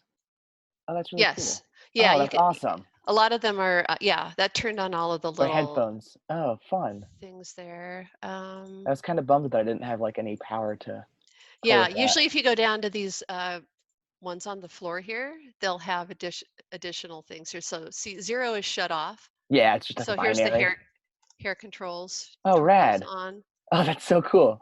Yeah, okay. So you can get his hair to like bebop. But I'm trying to find the FKIK switch. Yeah, where is it? There's a finger. I might have to go out to wherever you got the character and see if they've got a. It was in the model folder that you had on the website. On Titanium. Yeah. Somebody else was using this rig. Do they know where it is? I think he just spoke. Yeah, he's in the chat with us right now. Yeah, it's in the folder with all the other character rigs on Titanium. I mean, like the KFK switch. The character's called Ruby. Ruben or Robin. I was pronouncing it Robin, but I don't know. It's ROBEN. EN. Sorry. I think that's how you pronounce it, or how you spell it. Yeah, there she is. This one here.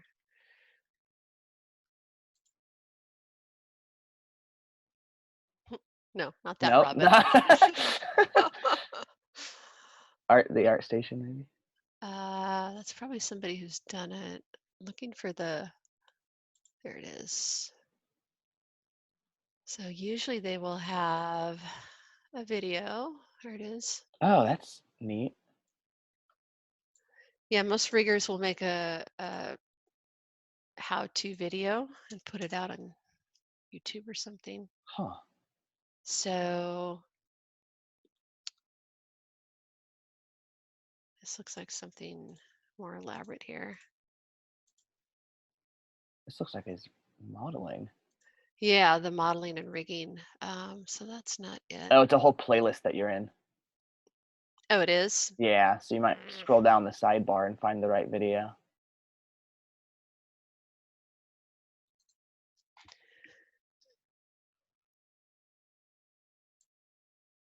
Oh no, those are just different rigs. Mm-hmm. Very cool. Yeah.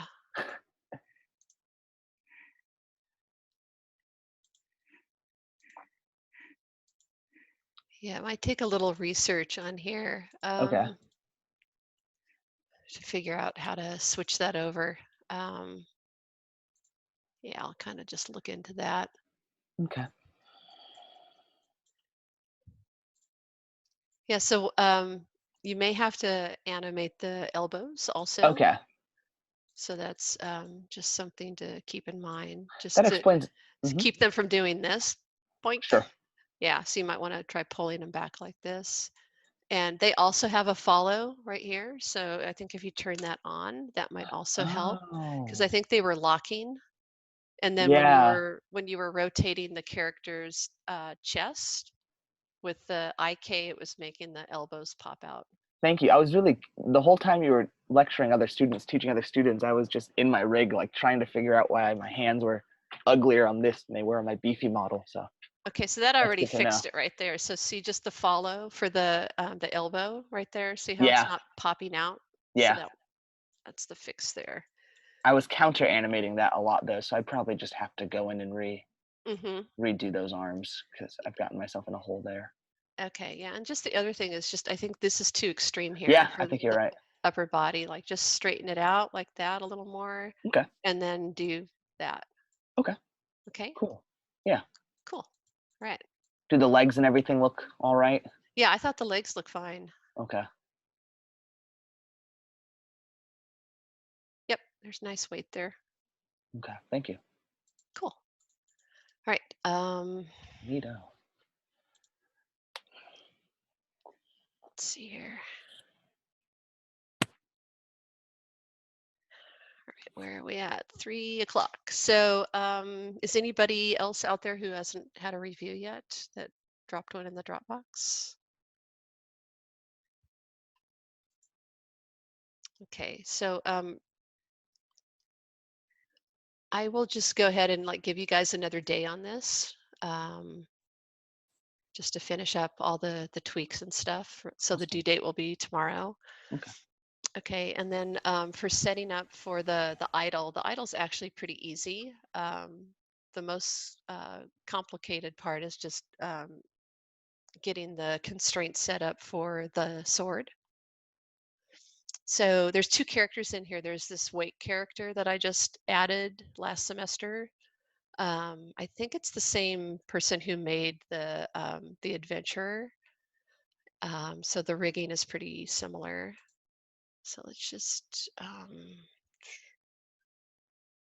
never know which one to do here. In place.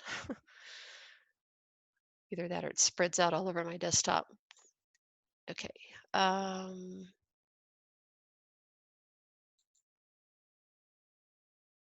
So let's take these guys and move them to the desktop. Oops.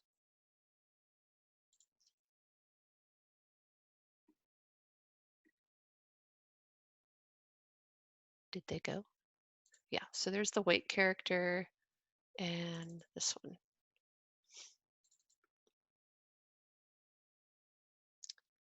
All right, so I think this is the original one that you get with the download. This is the one that I did a setup on. I think I did some cleanup on it. So, and then back here, there should be source images for all of the, you can't really see them, they're targas. This is the character's textures in here. So for the body, we're going to use the sword.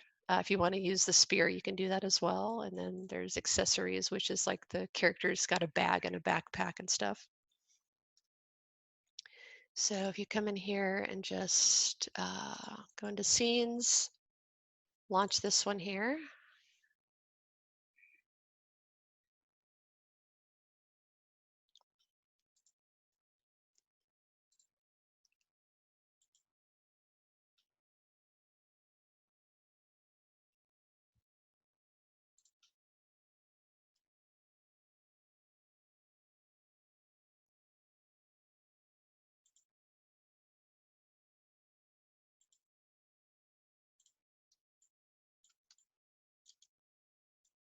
thought I saw his textures on there. Yeah, so if you hit 6 on the keyboard, it should find the textures.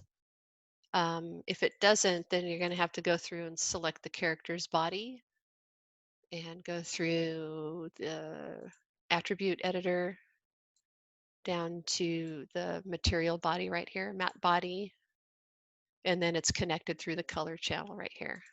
So if you click that, so actually it probably works on my desktop because it's got my name on here. So you guys are probably going to have to click this and then go back out to the body under source images body, and it is the cancel that. This is diffuse. Oh, I actually fixed some of the materials on here too. So the fix TGA. So it's right here. Looks like that. And you say open. And that should populate to the whole character. I think the eyes are separate. If they don't come in, click on the eyes. Yeah, so there's an eye one right here, cartoon eye. D is for diffuse. So that's all we're putting on there is the diffuse. And then the sword has also got a shader on it with a material, and it's just diffuse one, sword diffuse one. Okay, here's the spear down on the floor if you want to use that one as well.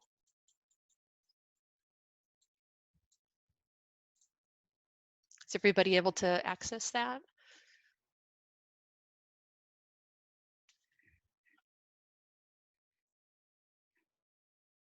Can you go over real quick again how to get the texture on? Yes, it's just clicking on the character's body.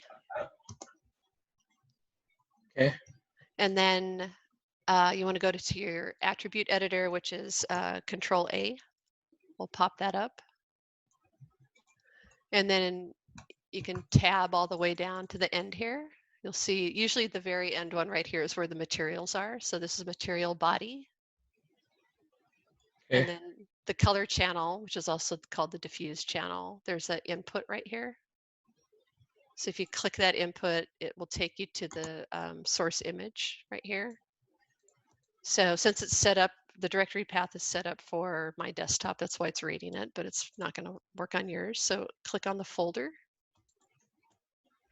and then navigate out to your directory right here, the source images, and then the body.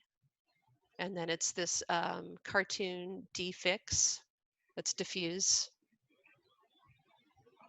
And then just say open. And if you're not seeing any color out here, you're probably on, if it's just gray like this, that's 5 on the keyboard for just shaded. 6 will bring up your materials. So hit 6 on the keyboard. Okay. Is it coming in? I'm finding the texture. I'm on the file. Okay.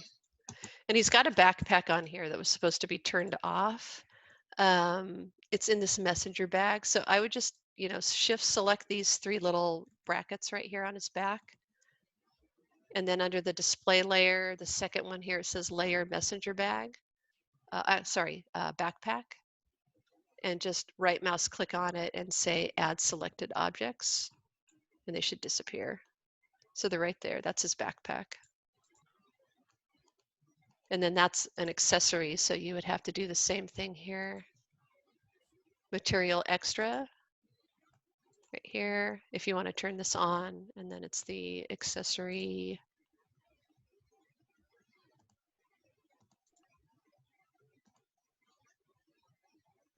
Where is he? Oops. Source images, accessory. There it is. So it's all the accessories right there on his body. There they are. Okay, so I'm just going to turn those off. So I turned off the backpack and his messenger bag. And which version of the file are you using? Because I see that there's an original and a setup version. Yeah, I'm using the setup. Okay. So the original is what just came when I purchased it, the rig. So you want to use the setup one Okay. because I added the sword into the scene here. And then I created these layers over here to turn off the backpack and the messenger bag, just so you don't have to go through that whole setup process.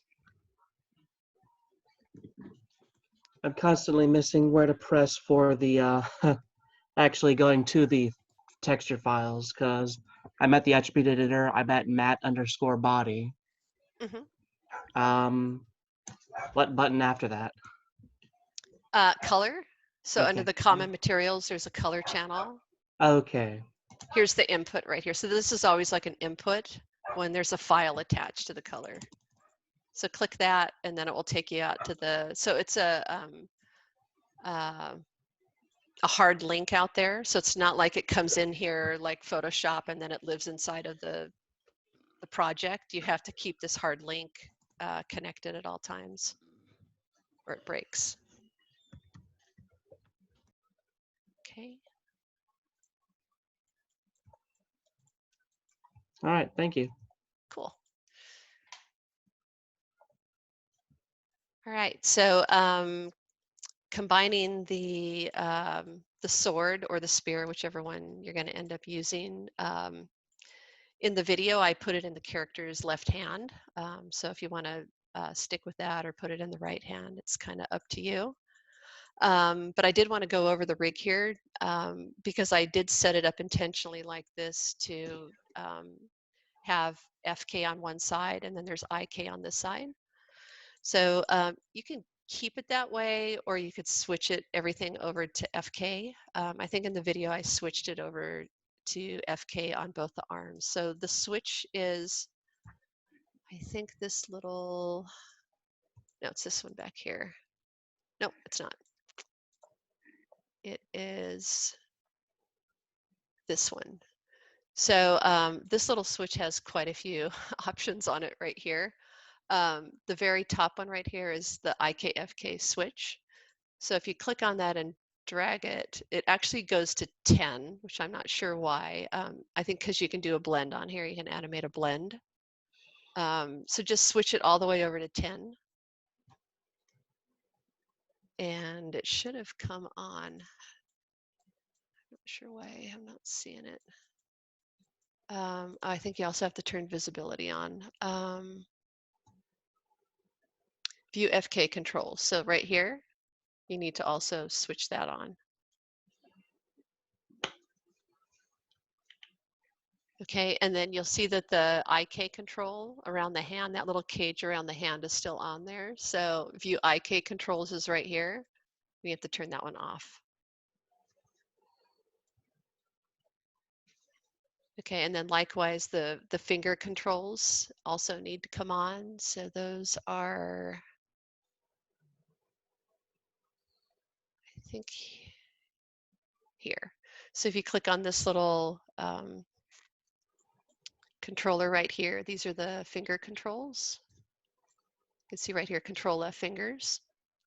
And you basically have to come through here and just turn all of these guys on. Visibility right here, so on.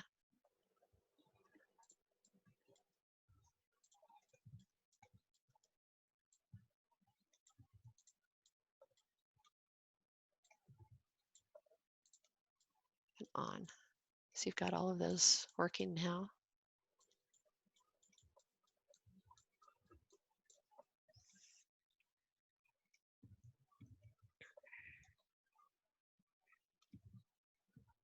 Did everybody get that? Got it. Yeah. Cool. Can you do it one more time? I'm sorry. It was kind of small and I couldn't really see where you're clicking. I'm clicking under, so the controllers for the fingers are through this little bar right here. Okay.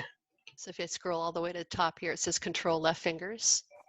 Okay. And then each one of the controllers for the fingers and thumb have their own on-off switch right here. So here's the thumb.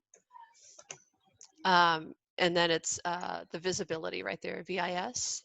So okay. If it's on 0, it's off. 1 turns it on like that. So you just want to go all the way down. Here's the index finger, middle finger. So just anything that has VIS, turn it on. Yeah, ring finger and pinky. Okay, Okay. cool.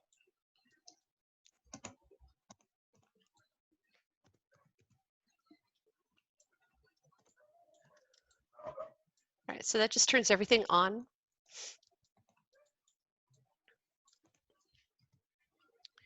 All right, and then the next thing is getting the character constrained with the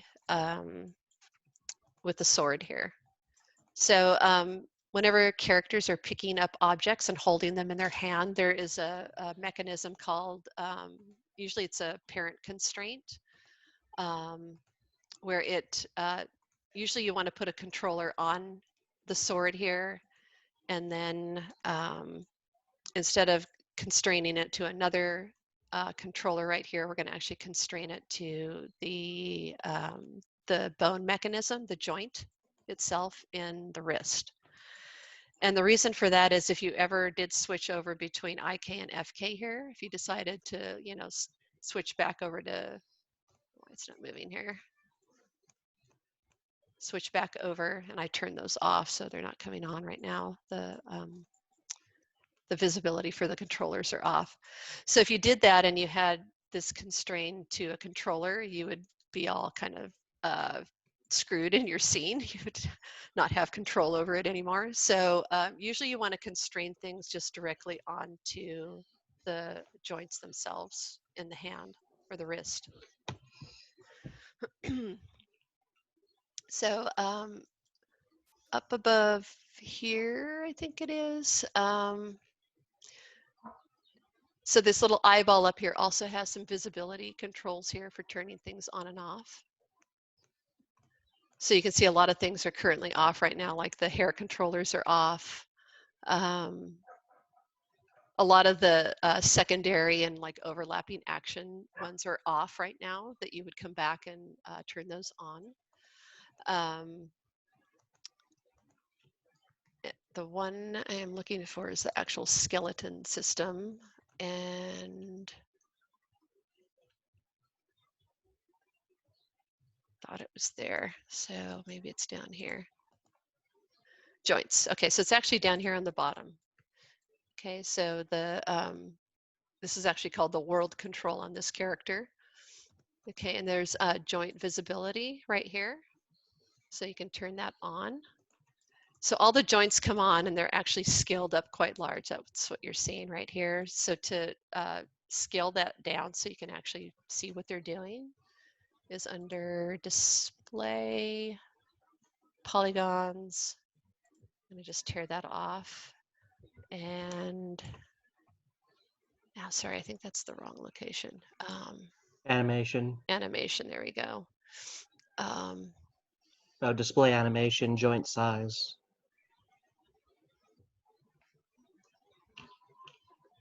Yeah, they moved it here. So joint size, I'm gonna just tear that off right here. So they're up full right now, so you can just bring them down like that.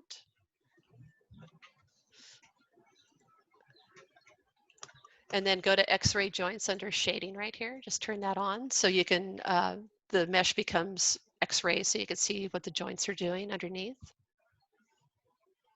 Okay. And then now you can kind of see what's going on here in terms of the rig itself.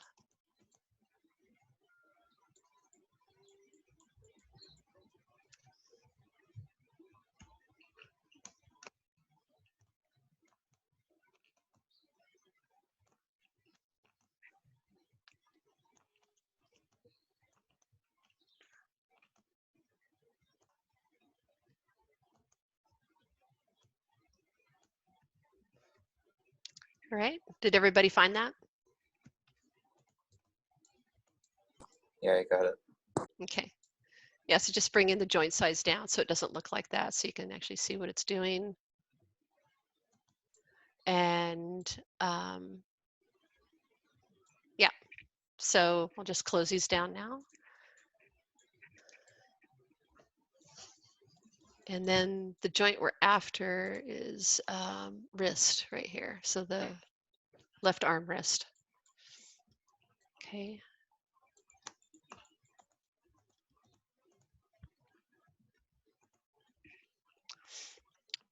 All right, and I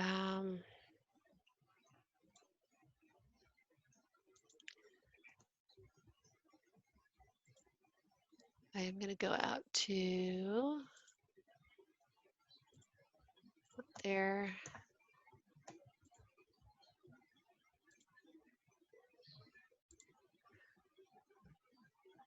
Oops. So I'm just kind of blanking right now because I was recording videos for my character modeling class till 1:30 last night. So setting up constraints is lesson 1. Let me just kind of run through here.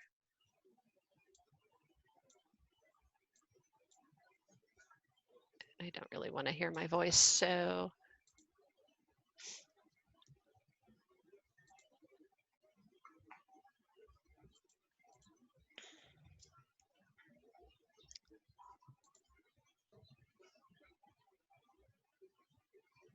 okay, so I think I'm just making a layer here for the sword.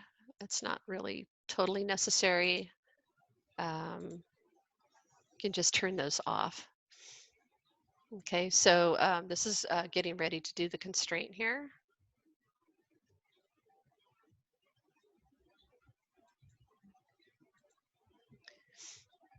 Okay, so we're going to use a couple of locators and snap them into the center here. And let me see where the second locator goes.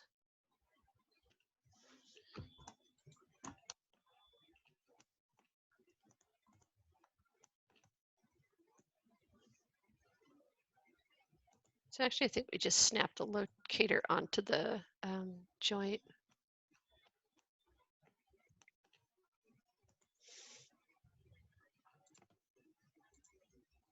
So we already went through that.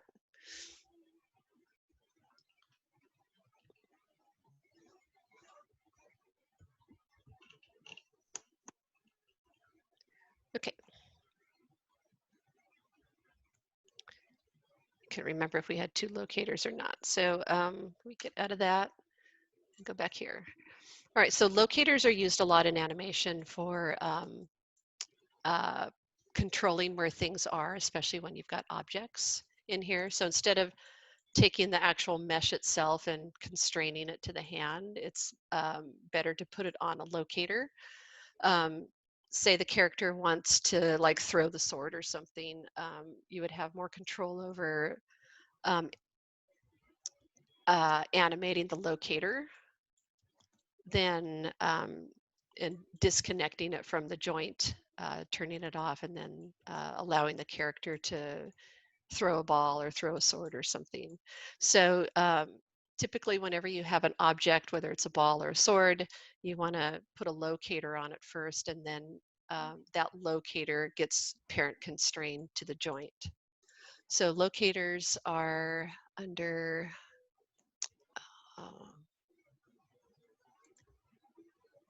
I think it's create locator right here. Okay, so just under create, you can select locator, and then it will pop down there on the origin right there. It's just that little intersection looking thing right there. Okay, and so I'm just translating it up here, and I put this on the x-axis right here so we could snap it pretty easily. I put it on a grid right there so we wouldn't have a problem snapping it onto the center. So the location of this is where this will become a pivot point right here. So I try to place it where I want the hand sort of centered around it in terms of the weight.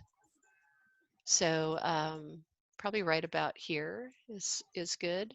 And then if you hold X down, you should be able to just snap it right onto the center.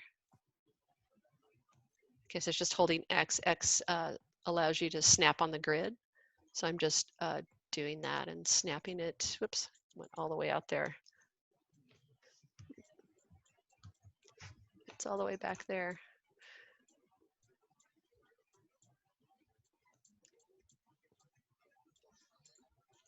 Okay, so I'm gonna hold X down, make sure I'm snapped on the X axis, and then hold X down again and then snap it to the center here. And then I'm gonna just move it up a little bit. So right about there.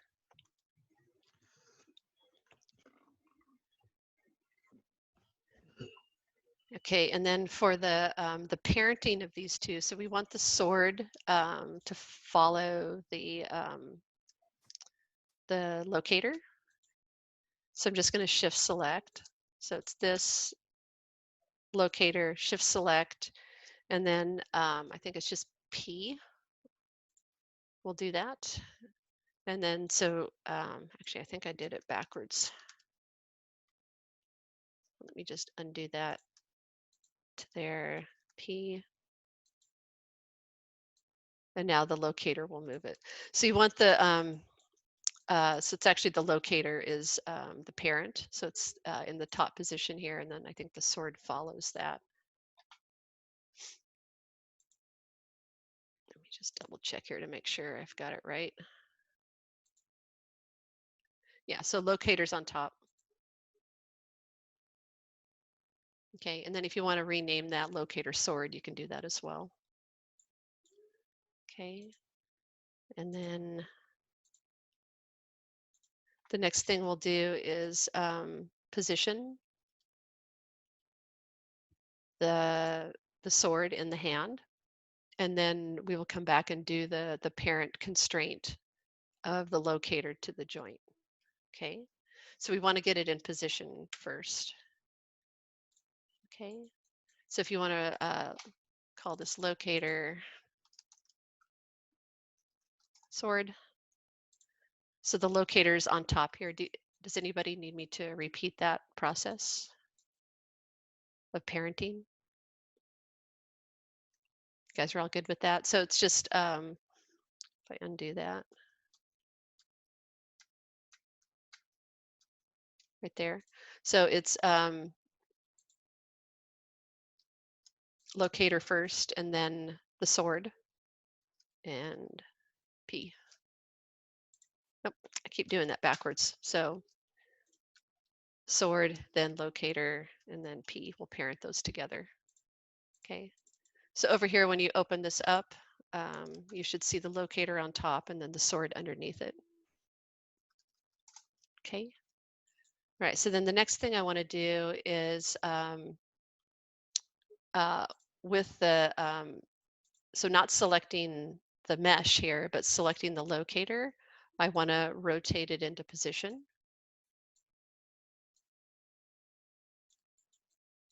And then move it so that it's sitting up here in the character's hand.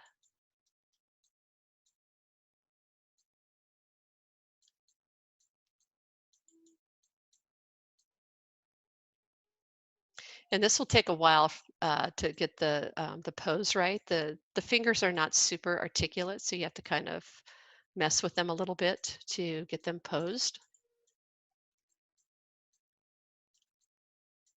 And I might want to angle it a little bit like that.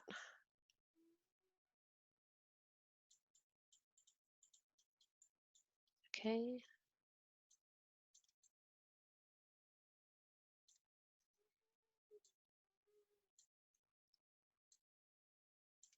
All right, so something kind of like that. So and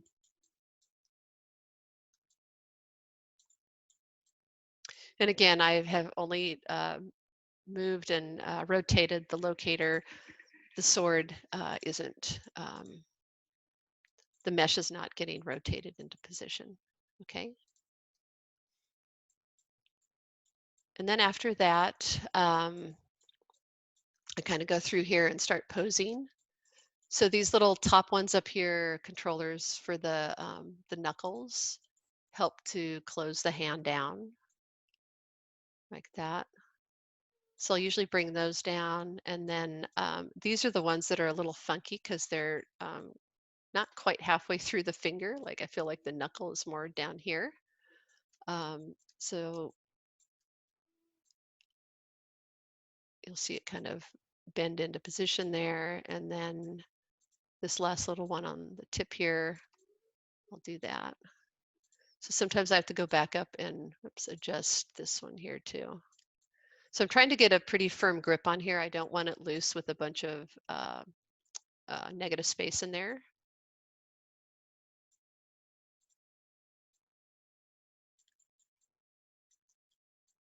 Okay, so there's that one. And I've sort of gotten into we could also turn off the skeleton right now too. If you have problems with that, you can just go ahead and turn off the X-ray joints so you're not grabbing those accidentally. So yeah, I've kind of gotten into just posing this one finger at a time so I don't have so many kind of back and forth issues here. So there's that one. And then you can also slide the fingers this way too. So if you want less of a gap this way, you can kind of close that in like that. And it's, I must have a keyframe on here or something. Oh, I'm actually grabbing the mesh. Here we go.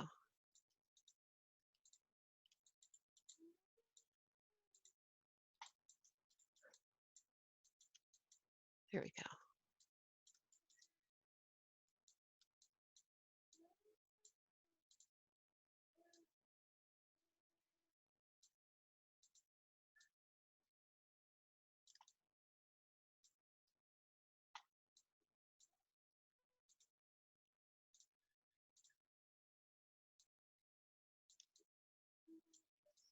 That one went way too far, so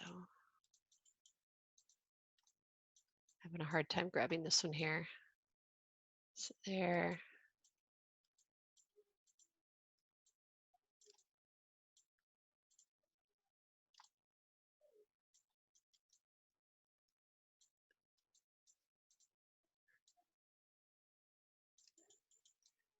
All right, so I'm not going to do like a perfect pose here. Kind of refer to the video for more of that.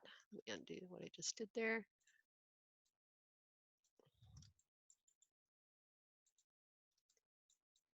Yeah, plus I'm just having a lot of issues grabbing these here. Okay, so there.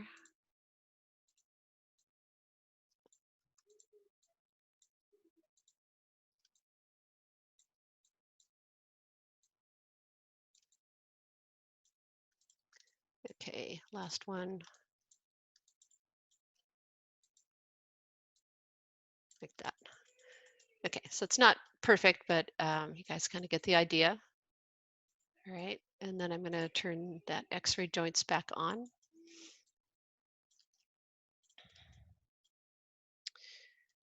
And then to parent constraint that, so you want to parent constraint the controller or the locator to the joint right here, the wrist joint. So just shift selected that and constrain parent option box. And usually I just come in here and do like a reset. You just want it at default. So it's going to translate and rotate in all, so X, Y, and Z. And then I think I went the opposite direction here to that.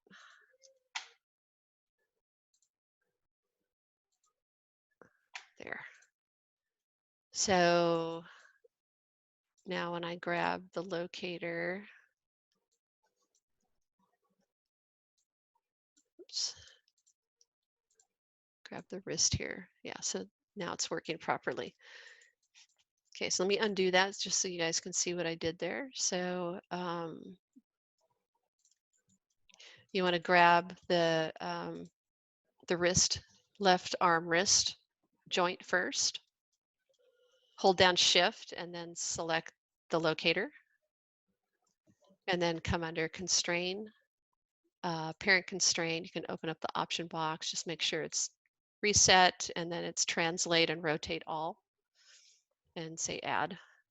And then you should see the hierarchy over here, and then you've got the locator right here, parent constraint. And then now you don't really want to touch the locator anymore. You want to leave that alone. So usually under show, I will turn off locators. There they are. So I'll turn off the locator so I don't accidentally animate that. If you accidentally keyframe that locator and you go and move the wrist, the sword's going to stay behind. Okay, so what you want now is to just put your animation onto the wrist controller. Okay, like that. So is anybody having issues with that? Did it work for everyone? I did the parent constraint, and even when I rotate the wrist joint, it doesn't move the sword, like you were saying. So it's probably out of order. So just undo it. Do you have that locator sword parent constraint right here? Yeah. I would just say like Control Z until that goes away. Like I'll do it as well. Okay. And I'll just do it again. Okay, so if you, I gotta turn locators back on. So if you select the locator first and then the joint, that's what will happen. It won't make the connection properly. So it's joint, grab the joint here. Joint first. I'm gonna make a display layer for that and turn it off. So that's gonna be layer mesh, save, and then do that. So now I can't select the mesh here. Yeah, so it's the wrist, left arm wrist. Make sure you've got that selected. And then hold the shift key down and then select the locator. Okay, and then you want to come under constraint and then do parent constraint. And now if you just click off and then come up here and grab the wrist controller, you should be able to rotate it and sword should follow. Is that working now? Yeah, it's working now. Okay, yeah, it's probably just out of order, and I think that's my fault. I think before there's the bigger joint that's wrist cuff, and I think I was parenting it to that. Okay, yeah, because the the reason why it has to be this joint right here, which I can't seem to grab now, is this controller is parent constrained to this joint as well. So now it's got two things constrained to it. It's got the Okay. locator is constrained to that joint, and then this controller is also constrained to it. So that's how it works. Okay. All right, and then again, I would turn off locators here so you don't accidentally, so if I like put a keyframe on here and then I go to move my wrist like this, it's gonna leave the sword behind and you're gonna be like, what's wrong? It's broken, and it's just because there's a keyframe on here. Okay, so we'll just delete that. Just double check and make sure it's working now. And then under show, I'm gonna just turn off locators so I don't accidentally keyframe it. And then I usually just go back down here to this world controller, and then the joint visibility, I just turn that to 0 and shut it off so I don't interrupt anything on the rig. Okay. So that's the main kind of caveat to getting started with this animation. And after that, it's really just getting the character into a pose that you like. And you can, go out and look at different game idols. If there's different poses that you like, if you want to do something more extreme where he's, up in the air on one foot with his sword ready to jab or something, or his arm out, it doesn't have to be the one that I give you guys in the video, which is a pretty basic one that looks like that. So if you want to do something different, and I'd say just go out and kind of reference different idols out on YouTube or other games or something that you like, and try to emulate that or something close to it. And then it's just a matter of going through these lessons here. And I know next week we are not meeting. We've got spring break. But if you have time over spring break, I would try to get a jump start on this. My phone buzzed me with an email from the dean of students about spring break while you were saying spring break. That was really eerie. Whoa. That was bizarre. And what does it say? There's no classes? Don't do any work? Something about that. Yeah, spring break is around the corner. Usually this would be good news, but because of the virus, blah, blah, blah. I haven't read it yet. But it buzzed through right when you said spring break. That was neat. Funny. Synchronicity. Yeah. Yeah. So we've pretty much covered like the first video right here. The next one would be like going in here and just setting up your pose and then setting the first keyframes for the breathing cycle. So you're establishing just the breath. I do have one question, and it pertains back to the walk cycle that's you're having due tomorrow. How many steps should we have the walk cycle animate? It's well, it's 33 frames long, but the first frame and last frame are a duplicate, so you want to cut it down to 32. And often what I do is I will you can do it a number of different ways. I think I have a video where I render it out. And you can just do like quick renders. It does not have to be Arnold renders. So you can render out the frames and then take those frames into an editing system like After Effects and edit them together and just duplicate them. I think in my, I don't think I have that turned on yet. Here, so I'll turn this one on here so you can see how I do it. This is a whole lighting setup here that I'll turn on. You don't have to go into this elaborate lighting. You can pretty much just do a play blast, save out your file, and then take that file into After Effects or something, and then loop it or duplicate it and offset it. But just make sure that the last frame is either cut off or inside of After Effects, you're trimming that off there so they're it's not duplicating, because you'll have like a little pause as it transitions from out of the cycle. My whole idea would have been like to take the walk cycle and actually extend the frames past like to what a few like 6, 7, 8 steps would be. Oh, you're talking about on like in the Maya timeline. I wouldn't really do it that way. That's just a lot of rendering. You just really need to render out the 32 frames and then loop it in After Effects or Premiere, whatever you're comfortable using, instead of creating a long render in here. I mean, if you do want to go into that, there's the let me bring up my other one here. This guy here. So there's the time editor. So you can add selected content to, I might have to do that to here. So yeah, just like highlight that. So here's your animation clip. And from here, you can loop it, and that's loop mode right here. And then you just take this and start dragging it out, and it will loop. So that's one way of doing it in the time editor.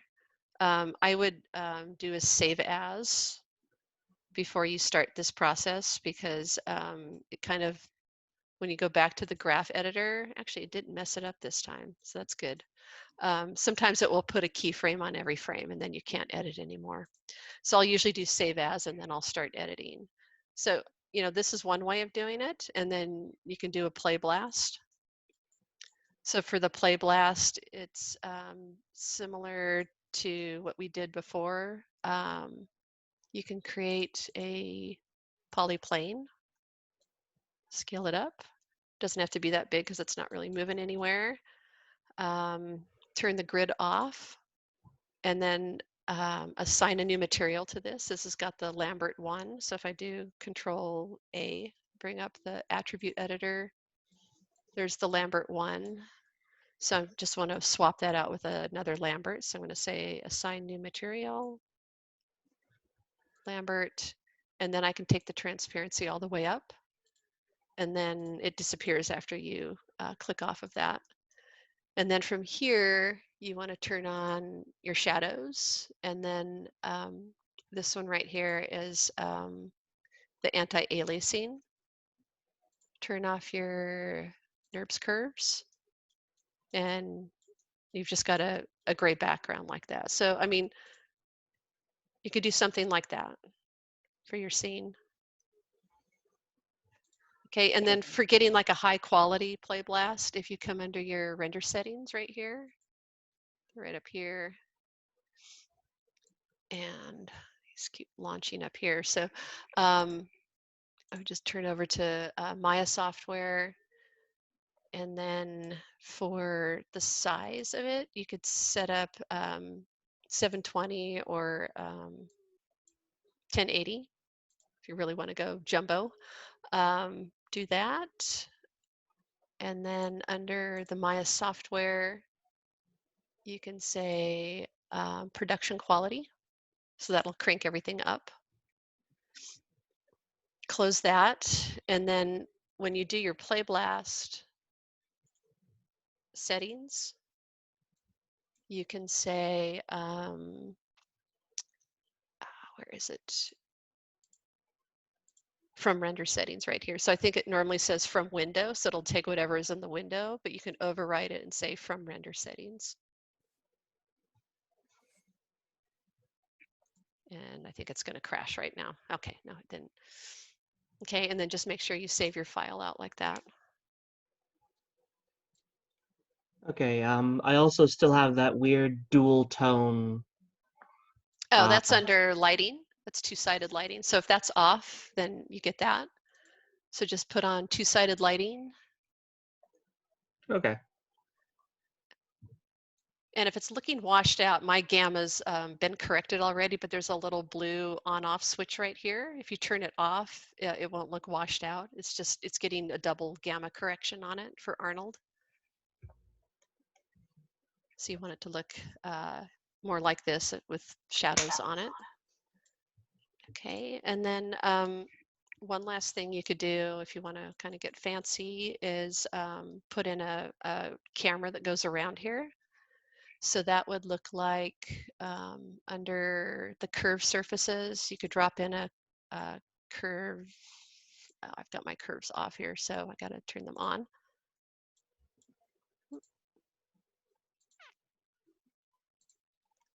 There it is. All right, so this is setting up for a camera. I'm going to like put it up close to where the hips are, like halfway around the body. A little higher. And then you can see the how wide I have it here. So I'll probably make it something like 20. We'll try that to start with. And then I'm going to create a new camera under perspective, panel perspective new. So we're looking through that right now. So I actually want to just go back to my regular perspective. And where is my, trying to find it here. There it is, it's way out here. So there's the camera. I just grabbed it and pulled it in just so you guys could see it. So I can constrain this camera to this as a motion path. So I think it's camera and then the motion path, which is the ring right there, and then constrain motion path, attach to motion path. And I think it's just time slider. Well, that's the time slider. So maybe start to end. And then you can set your end frame as like 90, 95. Let me come down here. So it's actually 90, 97. So it has to correlate with how many loops you have in here. And I actually don't think that's enough loops to do this. So I think it's probably more like 160.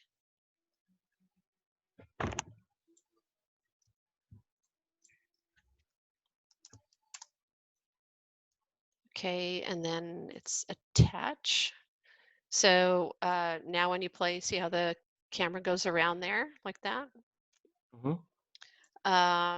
It's got an ease in and an ease out on it right now. If you want to get rid of that, you select the camera, go back to your curve editor and just grab this curve here and do that with it. Just make it linear,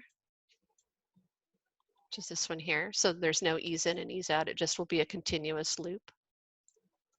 And then if you go and look through that perspective camera, go back to here.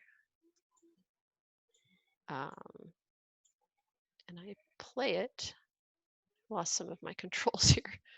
I have to go back to here then, I guess. All right. So it will start doing something like this. So it's not, whoops, I got to get this set up here.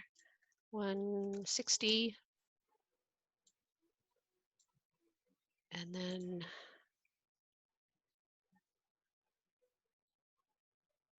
so this is also really nice because you can see it from all different directions and he just keeps kind of walking in a loop like that.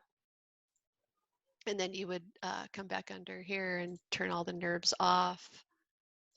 Make sure cameras are off so you don't see the camera spinning around back there. And then it will do that. Okay. And we're looking through perspective right now. So I think you can actually adjust the distance. You know, so you want to have it fill the screen like that and then play.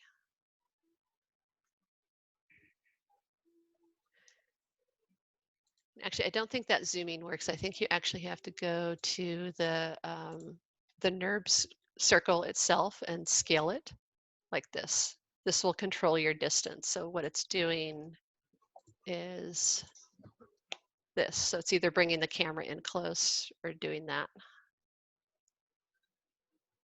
So maybe around here or so. Go back to here. And turn that off. And then if you want to like clean up some of like the these little things in here, if you don't want to have the camera name, that's just under display. Heads up display. And there's the axis right there that I just turned off, and then the camera name. So you can turn that off. And then it's just like a nice clean gray background like that. To change your background color, see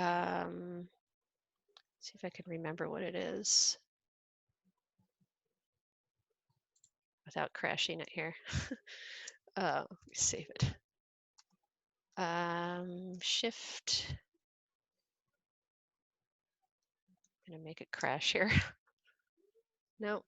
Oh, there we go. So Alt B will change your background color. So if you're on a Mac, I think it's Option. So if you want to put it on a different background, there's black, there's the standard gray, there's a lighter gray, and then there's this kind of bluish color here. And then you can also change the color of the character if you don't want to have it this buff color. You can go to your hypershade right here. It's right there, the little ball. It takes a second to open up. And then pull it over here so I can see the character. So here's the main body color right here. And then you can select color, change it to something else. Okay, and then the joints are this one right here.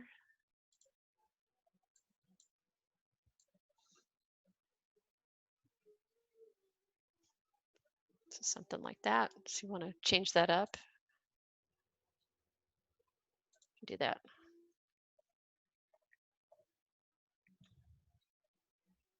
Okay. So is that helpful? I think this is a nice way to display it in the video that I'll open up for you guys out on Titanium.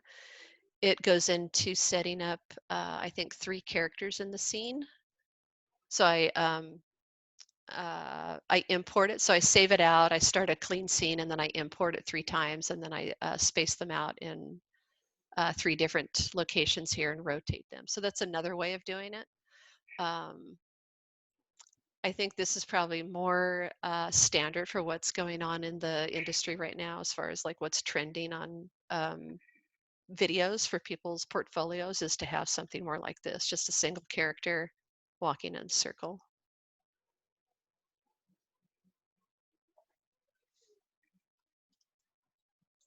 Okay. So any other questions? When will this be when will this video be posted out? This This be right posted here? out? Yeah. Probably in 15 minutes. It's got to process as soon as we end the meeting. It processes, and then I upload it to YouTube and send you guys the link. So within Okay. a half hour, I'll get it up there. All right. Okay. Anything else? Thank you for your help. All right. Okay, so you know, shoot me some emails if you have any issues going on. Otherwise, have a great spring break and see you guys in 2 weeks. Thanks so much. You too. Okay. All right. Hopefully you get some rest. Bye bye. Yeah. Okay. Bye. Bye. Bye guys.